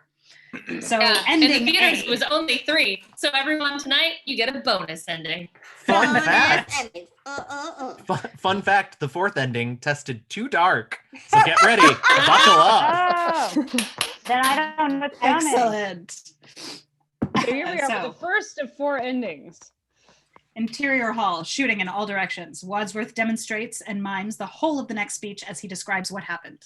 In the dark, the murderer ran from here across to the hall to the study to get the rope and the lead pipe. He ran to the billiard room, strangled Yvette, ran to the library, Mr. Green ducks out of the way again. and hits the cop with the lead pipe. Then, coming out of the library, he saw automobile lights coming up the drive. It was the singing telegram. The murderer picked up the gun where Yvette had left it here, beside the lounge door, opened the front door, recognized the singing telegram girl from a photograph, and shot her. Then back to the cellar. A pause. Cellar. As this- Cellar? A pause as this last remark sinks slowly in. The cellar. The cellar. The cellar. Yes. But Colonel Mustard wasn't in the cellar. No, but you were. A dramatic Me? pause. Me? What's it got to do with me? The finger of suspicion points at you. It's rude to point. You murdered them all. You were the person who was missing when the cook and Mr. Body were murdered. And the cook used to be your cook. Don't you remember your fatal mistake? You told us all at dinner that you were eating one of your favorite recipes. And monkey's brains, though popular in Cantonese cuisine, are not often to be found in Washington, D.C. Is that what we ate? It looks as though he's going to throw up. Are there any brains to be found in Washington, D.C.? Why would I have murdered all the others? Obviously, in case Mr. Body had told them about you too. So it had nothing to do with the disappearing nuclear physicist and Colonel Mustard's work on the new fusion bomb? No, communism was just a red herring. Mrs. Peacock did it all. There's no proof. Very well. The gun is missing. Gentlemen, turn out your pockets. Ladies, empty your purses. Whoever has the gun is the murderer. Mrs. Peacock suddenly produces the gun from her purse. Very well. What do you propose to do about it? The others back away from her nervously into a corner, all except Wadsworth. Nothing. Nothing? Nothing at all. I don't approve of murder, but it seems to me that you've performed a public service, ridding the world of an appalling blackmailer and his disgusting informers. But the police will be here at any minute. And then what happens? Why should the police come? Nobody's called them. Everyone is astonished. You mean... That's right. Now, I suggest we stack all the bodies in the cellar, lock it, leave quietly one at a time, and forget that any of this ever happened. He moves towards the study door. Mrs. Peacock steps forward, gesturing menacingly with the gun. Good idea. But I'll leave first, if you don't mind. Be my guest. I think we all owe you a vote of thanks. Mrs. Peacock slowly and carefully, gun trained on them, walks backwards to the front door. Wadsworth starts singing. For she's a jolly good fellow, for she's a jolly good fellow. And slowly the others join in. Nobody say all of us. And so say all of us. And so say all of us. For she's a jolly good fellow. Sounded really good. Taking it on tour. Yeah, Clue tones. And Mrs. Peacock is out the front door. Oh, sorry, I got excited. Interior, the hall. Colonel Mustard, Professor Plum, Mrs. White, Mrs. Scarlet, Miss Scarlet, and Mr. Green are staring in amazement at Wadsworth. I told you I didn't do it. But what if the authorities find out what happened? The FBI will take care of that. You mean? My phone call from Mr. Hoover. I work for him, of course. How else could I have known about all of you? But there's one thing I still don't understand. One thing? Who was Mrs. Peacock taking bribes from? A foreign power. Her husband, the senator, has influence over defense contracts. Is there going to be a cover-up? Isn't that in the public interest? What would be gained by exposure? But does the FBI make a habit of cleaning up after multiple murderers? Yes. Why do you think it's run by a man called Hoover? Oh. Exterior, the driveway. Mrs. Peacock comes out of the front door, backing away with the gun. Suddenly, the elderly evangelist appears behind her, from behind the porch. Mrs. Peacock? Exterior driveway, sorry. Why are you holding a gun? Mrs. Peacock is embarrassed to be caught red-handed with a gun. Oh, so I am. Well, it's dangerous out here. It's so isolated. Huh? Is that thing registered? I don't know. It's not mine. You don't need that weapon. No, I guess I don't. She puts it down on the stone balustrade and walks to her car. Camera moves with her. She opens her car door. We've panned to exclude the evangelist from the shot. Elderly evangelist. Oh, Mrs. Peacock. She turns, intrigued. How do you know my name? The kingdom of heaven is at hand. And he fires the revolver at her. Bang! Surprised, she collapses out of frame, dead. The elderly evangelist twirls the gun around in his finger like a cowboy hero. Bright searchlights light up the drive.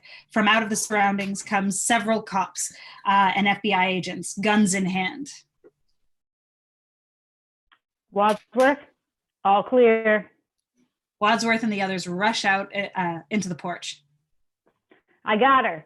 She who lives by the gun shall die by the gun. You see, like the Mounties from Canada, we always get our man. Mrs. Peacock was a man? Oh, shut up! Shut up! That's how it could have ended. Dun, dun, dun, dun, dun, dun, dun. But wait, Someone has there's decided, more. hasn't they? Yeah, Alexa. Yay. Yay! That's the music. Interior hall, shooting in all directions. In the dark, the murderer ran from here across the hall to the study, gets the rope and the lead pipe. He ran to the billiard room, strangled Yvette. Sorry, I don't want to frighten you. You're a bit late for that. And then there were 3 more murders. So who did it? Who did it? Each murder one by one. He turns to Professor Plum. Professor Plum, you knew that Mr. Body was alive. Even psychiatrists can tell the difference between patients who are alive or dead.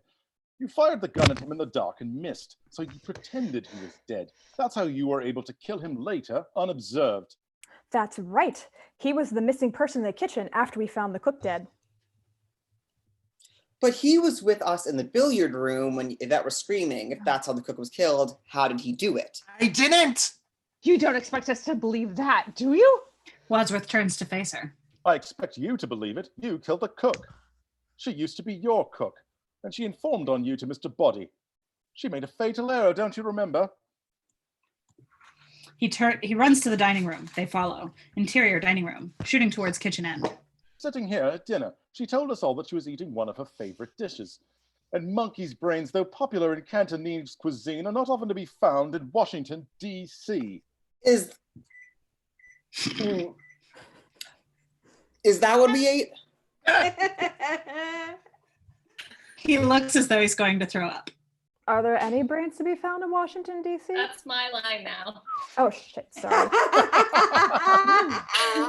Sorry, rewind. Go. Are there any brains to be found in Washington, D.C.? Wadsworth exits from the dining room at high speed, dragging Colonel Mustard. Exterior front door. When you saw the motorist at the front door, you took the key to the weapons cupboard out of my pocket. Interior library, shooting away from the fireplace. Then you suggested we all split up. Interior study, shooting towards the cupboard. You separated from Miss Scarlet, crossed the hall, opened the cupboard, took the relics out of the conservatory, entered the lounge, through the secret passage, killed the motorist with a blow on the head. Interior hall. This is incredible! Picking up Wadsworth as he races from one to the next, the others simply remain dumbfounded in the hall. Not so incredible as what happened next. When we all split up again, I went upstairs with you. Yes, you, Mrs. White. And while I was in the master bedroom, you hurried downstairs, turned off the electricity. Interior study, shooting towards cupboard. Got the rope from the open cupboard. Interior hall, shooting through billiard room doors. And throttled Yvette. You were jealous that your husband was stooping Yvette. That's why you killed him, too. Okay. Yes. I'm so excited. Yes, I did it. I killed Yvette. I hated her so much. It flames on the side of my face, breathing, heaving breaths.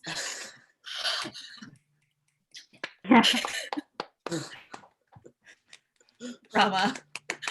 While you were in the billiard room, Miss Scarlet seized the opportunity and under the cover of darkness crossed over to the library and hit the cop whom she'd been bribing on the head with a lead pipe. Wadsworth has acted out the whole of the previous speech at virtually the speed of sound, if not light. It's getting faster, Matt. Yeah, I know. Only the actions are intelligible. Only a few of the words can be understood. Names and weapons mainly. They gaze at him dumbfounded. True or false? True. Who are you, Perry Mason? So it must have been Mr. Green who shot the singing telegram. I didn't do it. You're the only one left. But I didn't do it. The gun is missing. Whoever has the gun shot the girl. Wadsworth suddenly produces the gun from his pocket. I shot her. You? Wadsworth smiles. So it was you. I was going to expose you. I know. So I choose to expose myself. Please, there are ladies present. You thought Mr. Body was dead, but why? None of you even met him till tonight. You're Mr. Body. Wadsworth nods with an evil smile. They all gasp in horror. Professor Plum is puzzled. He indicates the first body in the study. So, who did I kill? My butler. Oh, shucks. He was expendable, like all of you. I'm grateful to you all for disposing of my network of spies and informers. You all saved me the trouble. Now there's no evidence against me. Colonel Mustard sits. So that's why you told me about the secret passage. And this was all nothing to do with my disappearing nuclear physicist husband and Colonel Mustard's work with the new top secret fusion bomb. Oh, communism was just a red herring. I almost said Mr. Herring. Mr. Green looks at his watch. The police will be here in any minute. You'll never get away with this, any of you. Wadsworth smiles. Why should the police come? Nobody's called them. Mrs. Peacock realizes that it was Wadsworth who claimed that he had sent for the police. You mean? My God, of course! So why shouldn't we all get away with it? We'll stack all the bodies in the cellar, lock it, and leave quietly one at a time and forget that any of this ever happened. And then you'll carry on blackmailing us all? Of course, why not? I'll tell you why not. He produces a gun and fires it as he simultaneously dives to the floor. Wadsworth fires at him and misses, but Mr. Green has hit Wadsworth, and Wadsworth keels over dead. Mr. Green stands up. Are you a cop? No, I'm a plant. Plant? I thought the men like you were usually called a fruit. Very funny. FBI, that phone call from J. Edgar Hoover was for me. I told you I didn't do it. There's a burst of gunfire at the front door. The elderly evangelist bursts in. Plus many cops. The cops rush in and arrest all except Mr. Green. Done it. It was her. It was Mrs. White. It was over that definitely guy. Mrs. White. 100% Mrs. White. I'm just a guest. All dead. I am a colonel. But But if you want to know who killed Mr. Body, I did. In the hall, with the revolver. Okay, Chief, take him away. I'm going to go home and sleep with my wife. Shake, rattle, and roll. Shake, rattle, and roll. Rattle, and roll. But wait. There's I never more. heard of this other fourth ending, by the way.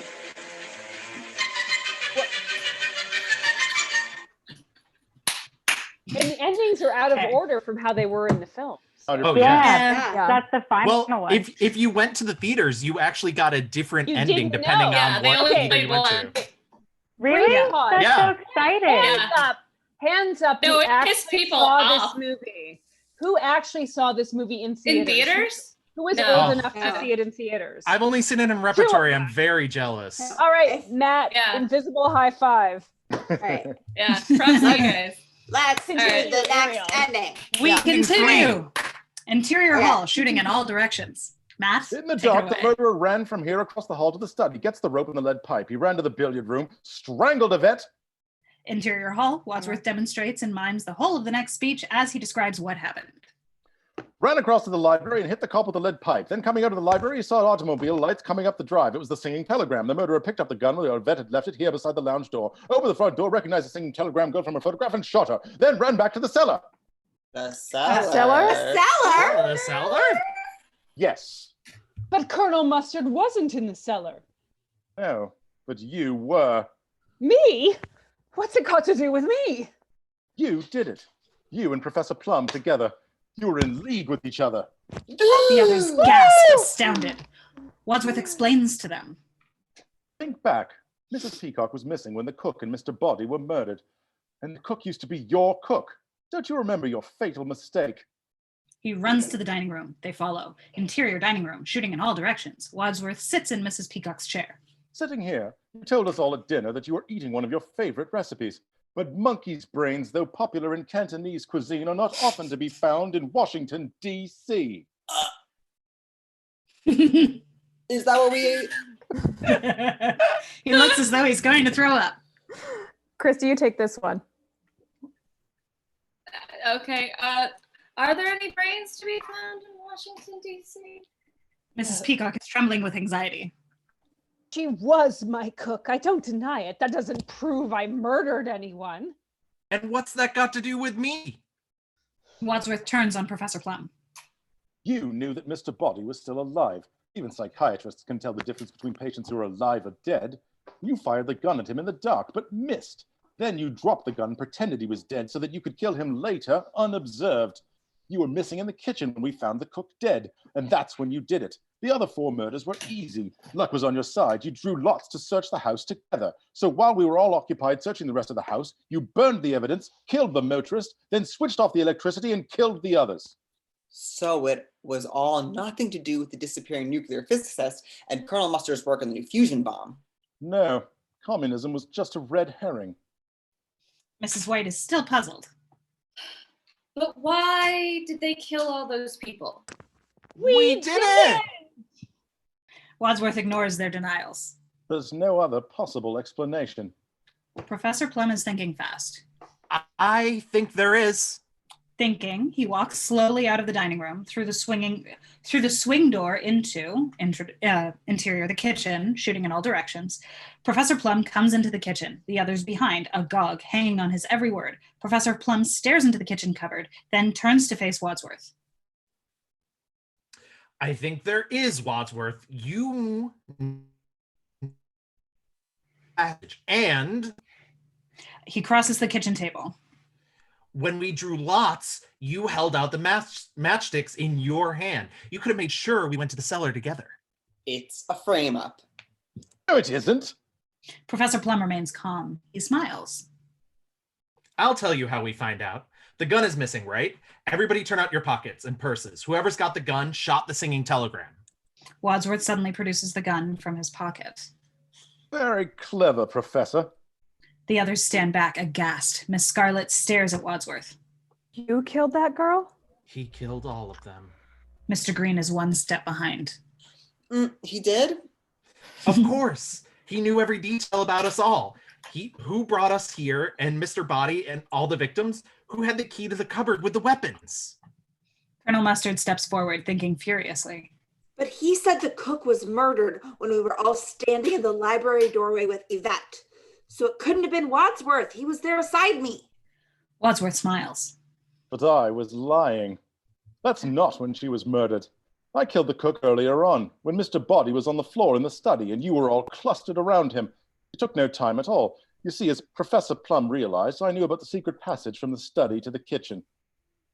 Well, the police will be here any minute. You'll never get away with this. Why should the police come? Nobody's called them. Oh my God. Of course not.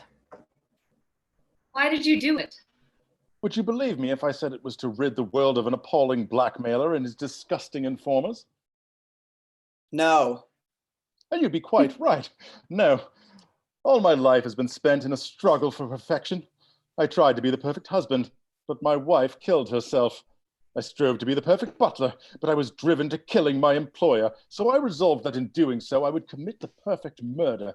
But there is no pleasure in my triumph without an audience to admire it. And as none of you had the brains to expose me, I decided to expose myself. God, man, there are ladies present. But you didn't commit the perfect murder. There are 6 witnesses to your confession. Not for long, Professor. When the police eventually get here, they'll find 12 bodies and no explanation.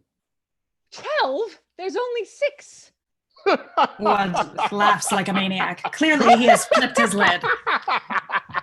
The champagne was poisoned. If you don't get the antidote in 3 hours, you'll die, all of you. And I'm leaving now and locking you in. He laughs maniacally and runs out of the kitchen. Interior of the lounge. Shooting towards doors and telephone tables. Telephone table, Wadsworth runs in. There's no escape. He rips the telephone cord off the wall. Ha ha! Interior hall, shooting towards dining room. The others have followed into the hall and watch him with horror. Wadsworth flashes by on roller skates. What the Starlight Express fuck? Interior, the library. Wadsworth whizzes in and rips the phone out of the floor. Interior, the study, shooting towards the desk, then panning across the door. Wadsworth races into frame and rips out that phone too. He turns in triumph to the others. Ha ha!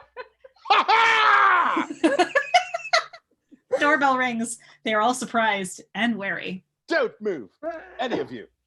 He tries to leave the room. Get out of the way. You said don't Move.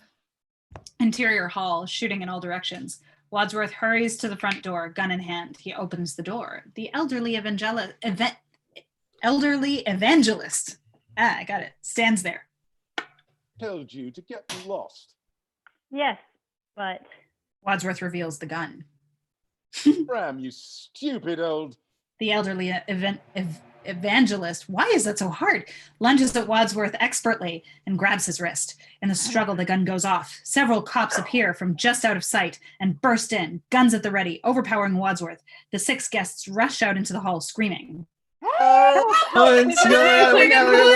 been poisoned. It's no more champagne because it was poisoned, and I could just really use another drink. Someone say, etc. Etc. Hands up! Get 'em up! They hold all 6 guests at gunpoint, backs against the wall, frisking them. Cops race into all the rooms. The first cop finds a gun in Wadsworth's pocket. Simultaneously, 3 cops burst out of the lounge, the billiard room, and the library, respectively. There's a body in here. Then they realize that the other 2 cops said the very same words. They can't believe their ears. What? A cop shoots out of the study. There's 3 bodies in there. 3 more? What do you mean 3 more? The elderly evangelist is holding Wadsworth in a vice-like grip. Who are you? FBI. They sent me to clean up these murders. Is that why it's run by a man called Hoover? Who's responsible for these deaths? Yes. The elderly evangelist and all the cops are surprised. All of them? It's true. It's true. It was the perfect murder. Let me show you how I did it. He pushes them all back and clears a space. In a wide-angle long shot, Wadsworth stands in the hall surrounded by the 6 guests and all the cops with their guns trained on him. He starts retelling the story at incredible speed. At the start of the evening, Yvette was in the library by herself waiting to pour you all champagne, and I was in the hall, and the cook was in the kitchen. The doorbell rang. Ding-a-ling! Wadsworth has thrown open the front door as all the guests and cops watch him, mesmerized by the performance. Wadsworth steps out into the porch and slams the front door shut. Exit front door. Exterior front door, night. Wadsworth locks the front door from the outside with his key. Interior, the hall. All the guests and cops rush to the front door and beat upon it furiously, screaming to be let out. Exterior, front door, night. Wadsworth races down the front steps. The rain has stopped. It is a clear moonlight night. He jumps into the nearest police car, starts the engine, and pulls away. Exterior, conservatory.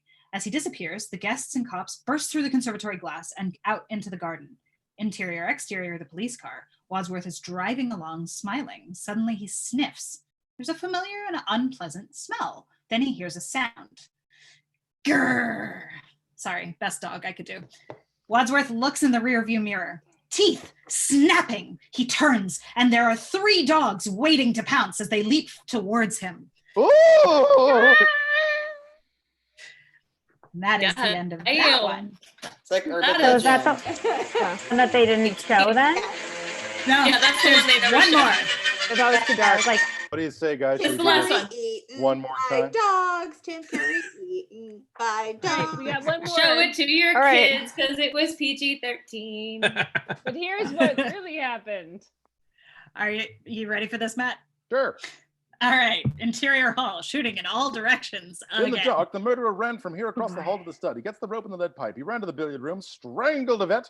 I'm sorry, I don't want to frighten you. You're a bit late for that. And then there were 3 more murders. So which So of which one of us us killed killed them? them? Killed him. None of us killed Mr. Body or the cook. So who Who did? did? The one person who wasn't with us. Yvette. Yvette. Yes. She was in the billiard room listening to our conversation. Wadsworth acts out his explanation as he speaks. She heard the gunshot. She thought he was dead. Interior study, shooting towards the door. And while we all examined Mr. Body, she crept into the study behind us, picked up the dagger. Interior dining room, kitchen, shooting dining room towards hall, panning to see kitchen through pass-through. Ran to the kitchen and stabbed the cook. We didn't hear the cook scream Interior study, shooting towards door. because Mr. Peacock was screaming about the poison brandy. Interior hall, shooting in all directions. Then Yvette returned to the billiard room and screamed, and we all ran to her. You said before that that was the time the cook was killed. I have my methods. When did you kill Mr. Body? When I said, we all ran into the kitchen to see the cook. She stayed behind in the study for a moment to check that Mr. Body was dead. He opened his eyes, so she hit him on the head with a candlestick and dragged him to the toilet. Why? To create confusion. Why did she do it? Because she was acting under orders from the person who later killed her. Who? Ooh. Wadsworth looks at Colonel Mustard. Was it one of her clients? Or a jealous wife? Or an adulterous doctor? No, it was her employer, Miss Scarlet. He turns to Miss Scarlet. Miss Scarlet stands defiantly. It's a lie. Is it? You used her, the way you always used her. You killed the motorist when we split up to search the house. How could I know about the secret passages? Easy. Yvette told you. And then when we split up again, you switched off the electricity. It was easy for you here on the ground floor. Then in the dark, you ran to the study. Interior of the study, shooting towards the cupboard. Wadsworth whizzes in and demonstrates. Got the rope and the lead pipe. Wadsworth whizzes out, interior of the hall, shooting towards the dining room. Wadsworth whizzes past the 6 guests. Roller skates? Question mark? Interior of the billiard room, shooting towards window. Wadsworth demonstrates. Triangle Yvette. Wadsworth whizzes out, interior of the hall, shooting all directions. Wadsworth is beside the front door. Saw the automobile lights, picked up the gun where Yvette had dropped it, opened the front door, recognized the singing telegram from a photograph, and shot her. You've no proof. The gun is missing. Gentlemen, turn out your pockets. Ladies, your purses. Whoever has the gun is the murderer. Miss Scarlet suddenly produces the gun. Brilliantly worked out, Wadsworth. I congratulate you. Here! Miss Scarlet snarls at him. Oh, shut up. But there's one thing I don't understand. One thing? Yes. Why did you do it? Half of Washington knows what kind of business you run. You weren't in any real danger. The whole town would be implicated if you were exposed. I don't think they know my real business. My business is secrets. And Yvette found them out for me. The secrets of Senator Peacock's Defense Committee, of Colonel Mustard's fusion bomb, of Professor Plum's UN contracts, and of the work your husband did as a nuclear physicist. She's looking at Mrs. White. So it is political. You're a communist. Oh. Miss Scarlet laughs. The State Department has always been so unsophisticated. No, Mr. Green, communism is just a red herring. Like all members of the oldest profession, I'm a capitalist. I shall sell my secrets, your secrets, to the highest bidder. And if we don't cooperate? And just like Mr. Body, I'll expose you. But we can expose you. 6 murders? Oh, I hardly think it will enhance your reputation at the UN, Professor Plum, if it's revealed that you have been implicated not only in adultery with a patient in her death, but also in her death and the deaths of 5 other people. You don't know what kind of people they have at the UN. I might go up in their estimation. It's no good blackmailing me, madam. I have no more money. Nor have I. Nor have I. I know, sweetie pie, but you can pay me in government information. All of you. Except you, Wadsworth. You, as a mere butler, have no access to government information, so I'm afraid your moment has come. He turns the gun on him. The others respond appropriately. 1 or 2 watch with horror. Others can't bear to look. Not so fast, Miss Scarlet. I do have a secret or two. Miss Scarlet is unimpressed. Her finger is ready on the trigger. Oh yeah? Such as? The game's up, Scarlet. There's no more bullets in that gun. You think I'll fall for that old trick? It's not a trick. There was 1 shot at Mr. Body in the study, 2 that shot down the chandelier, 2 at the lounge door, and 1 for the singing telegram. That's not 6. 1 plus 2 plus 1 plus 1. The others are watching and counting furiously on their fingers. No, there was only 1 shot that got the chandelier. That's 1 plus 2 plus 1 plus 1. Even if you're right, that'd be 1 plus 1 plus 2 plus 1, not 1 plus 2 plus 1 plus 1. Okay, 1 plus 2 plus whatever. The point is, there's 1 more bullet in here, and it's guess who's gonna get it. The front doorbell rings. Miss Scarlet turns automatically toward the door. Wadsworth leaps forward, smashes the gun out of her hand, and holds her in a vice-like grip. Mr. Green opens the front door, and several FBI agents and cops burst in, guns in hand. Other agents spread out into various rooms and reappear almost immediately. There's a body in there. In there. Then they realize that the other 2 agents said the very same words. They can't believe their ears. What? There's 3 bodies in there. What? You missed a step, hon.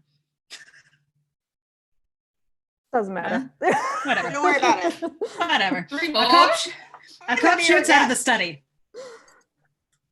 There's Oh, 3 wait, more no. bodies in there. Sorry. 3 more? 3 more? Where's the chief? The elderly evangelist strolls in through the front door, gun in hand. Wadsworth still holds Miss Scarlet in the vice-like grip. Wadsworth, well done. I did warn you, my dear. Mr. Hoover is an expert on Armageddon. Miss Scarlet turns to Wadsworth. Wadsworth, don't hate me for trying to shoot you. Frankly, Scarlet, I don't give a damn.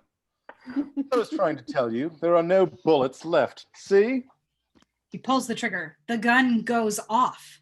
Wadsworth is shocked, then puzzled. 1 plus 2 plus. The other chandelier crashes down behind Mustard. And scene. Yeah! Another roll. Another roll.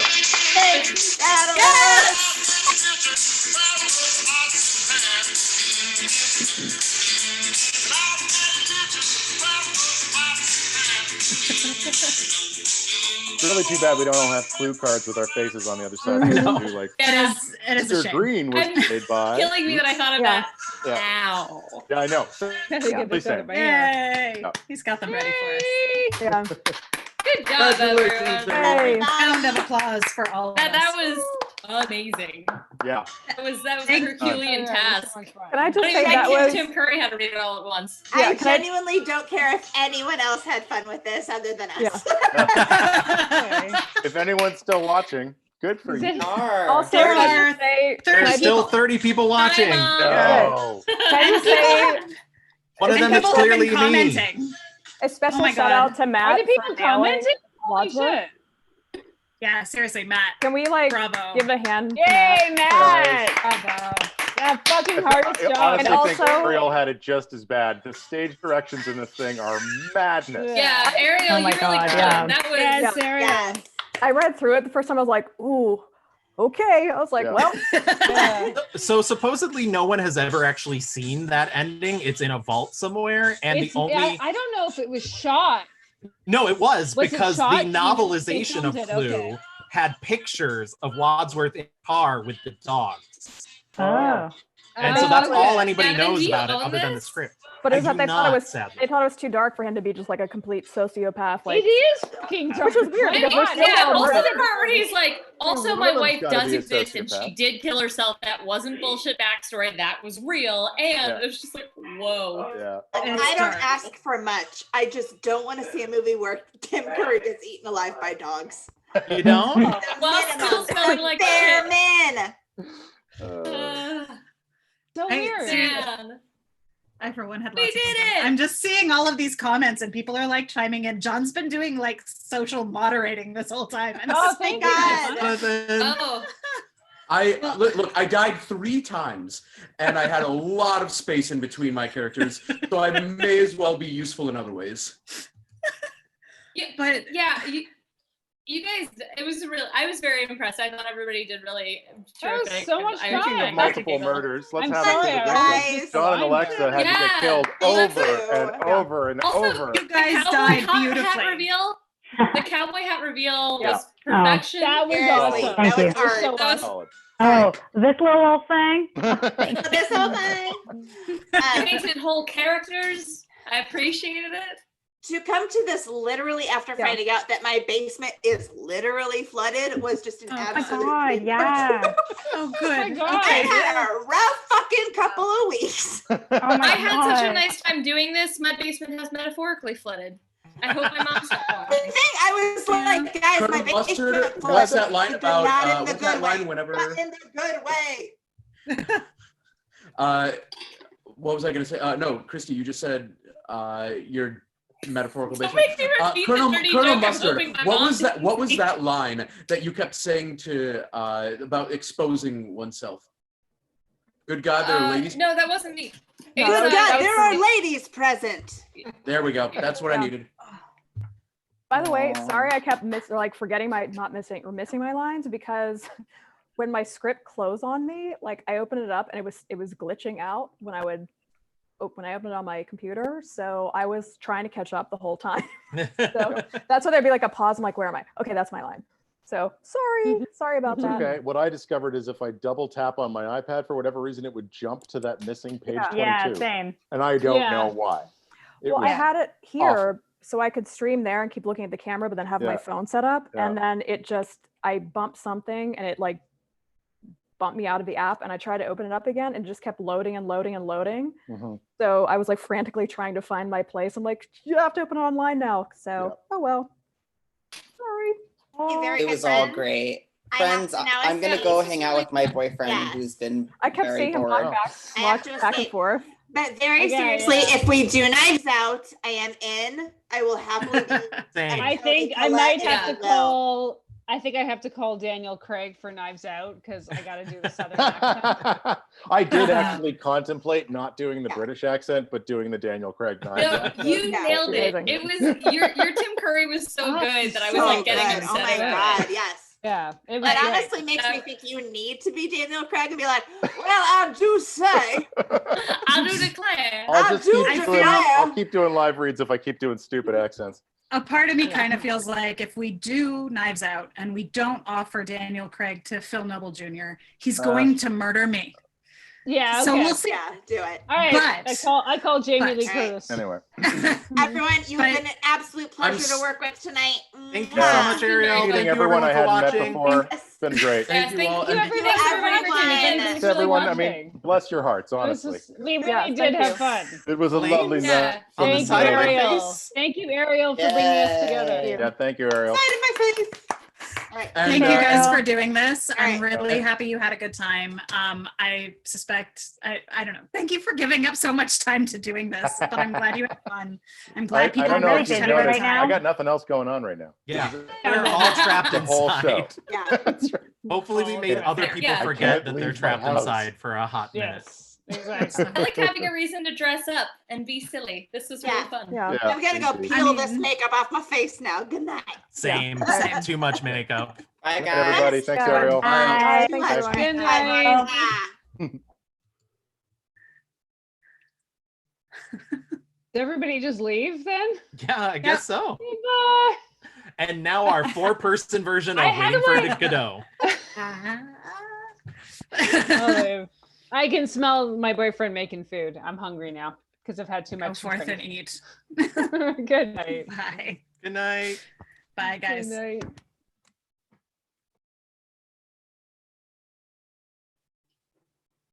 Kristy, you still there? Did that freeze? I don't know what happened. So thank you everybody who tuned in. If this was fun for you and kind of gave you a little bit of a respite, let us know in the comments. It sounds like people had a good time because I'm checking those comments now. If you want us to do something else next time, if it's Clueless or Knives Out or a Rocky Horror Picture Show, I don't know, if somebody wants us to do a musical, let us know in the comments. Get in touch with me on Instagram or Twitter at APHIS8, and you can find all of us there. Everybody's tagged in the posts. And yeah, thank you all for tuning in, and we'll see you next time.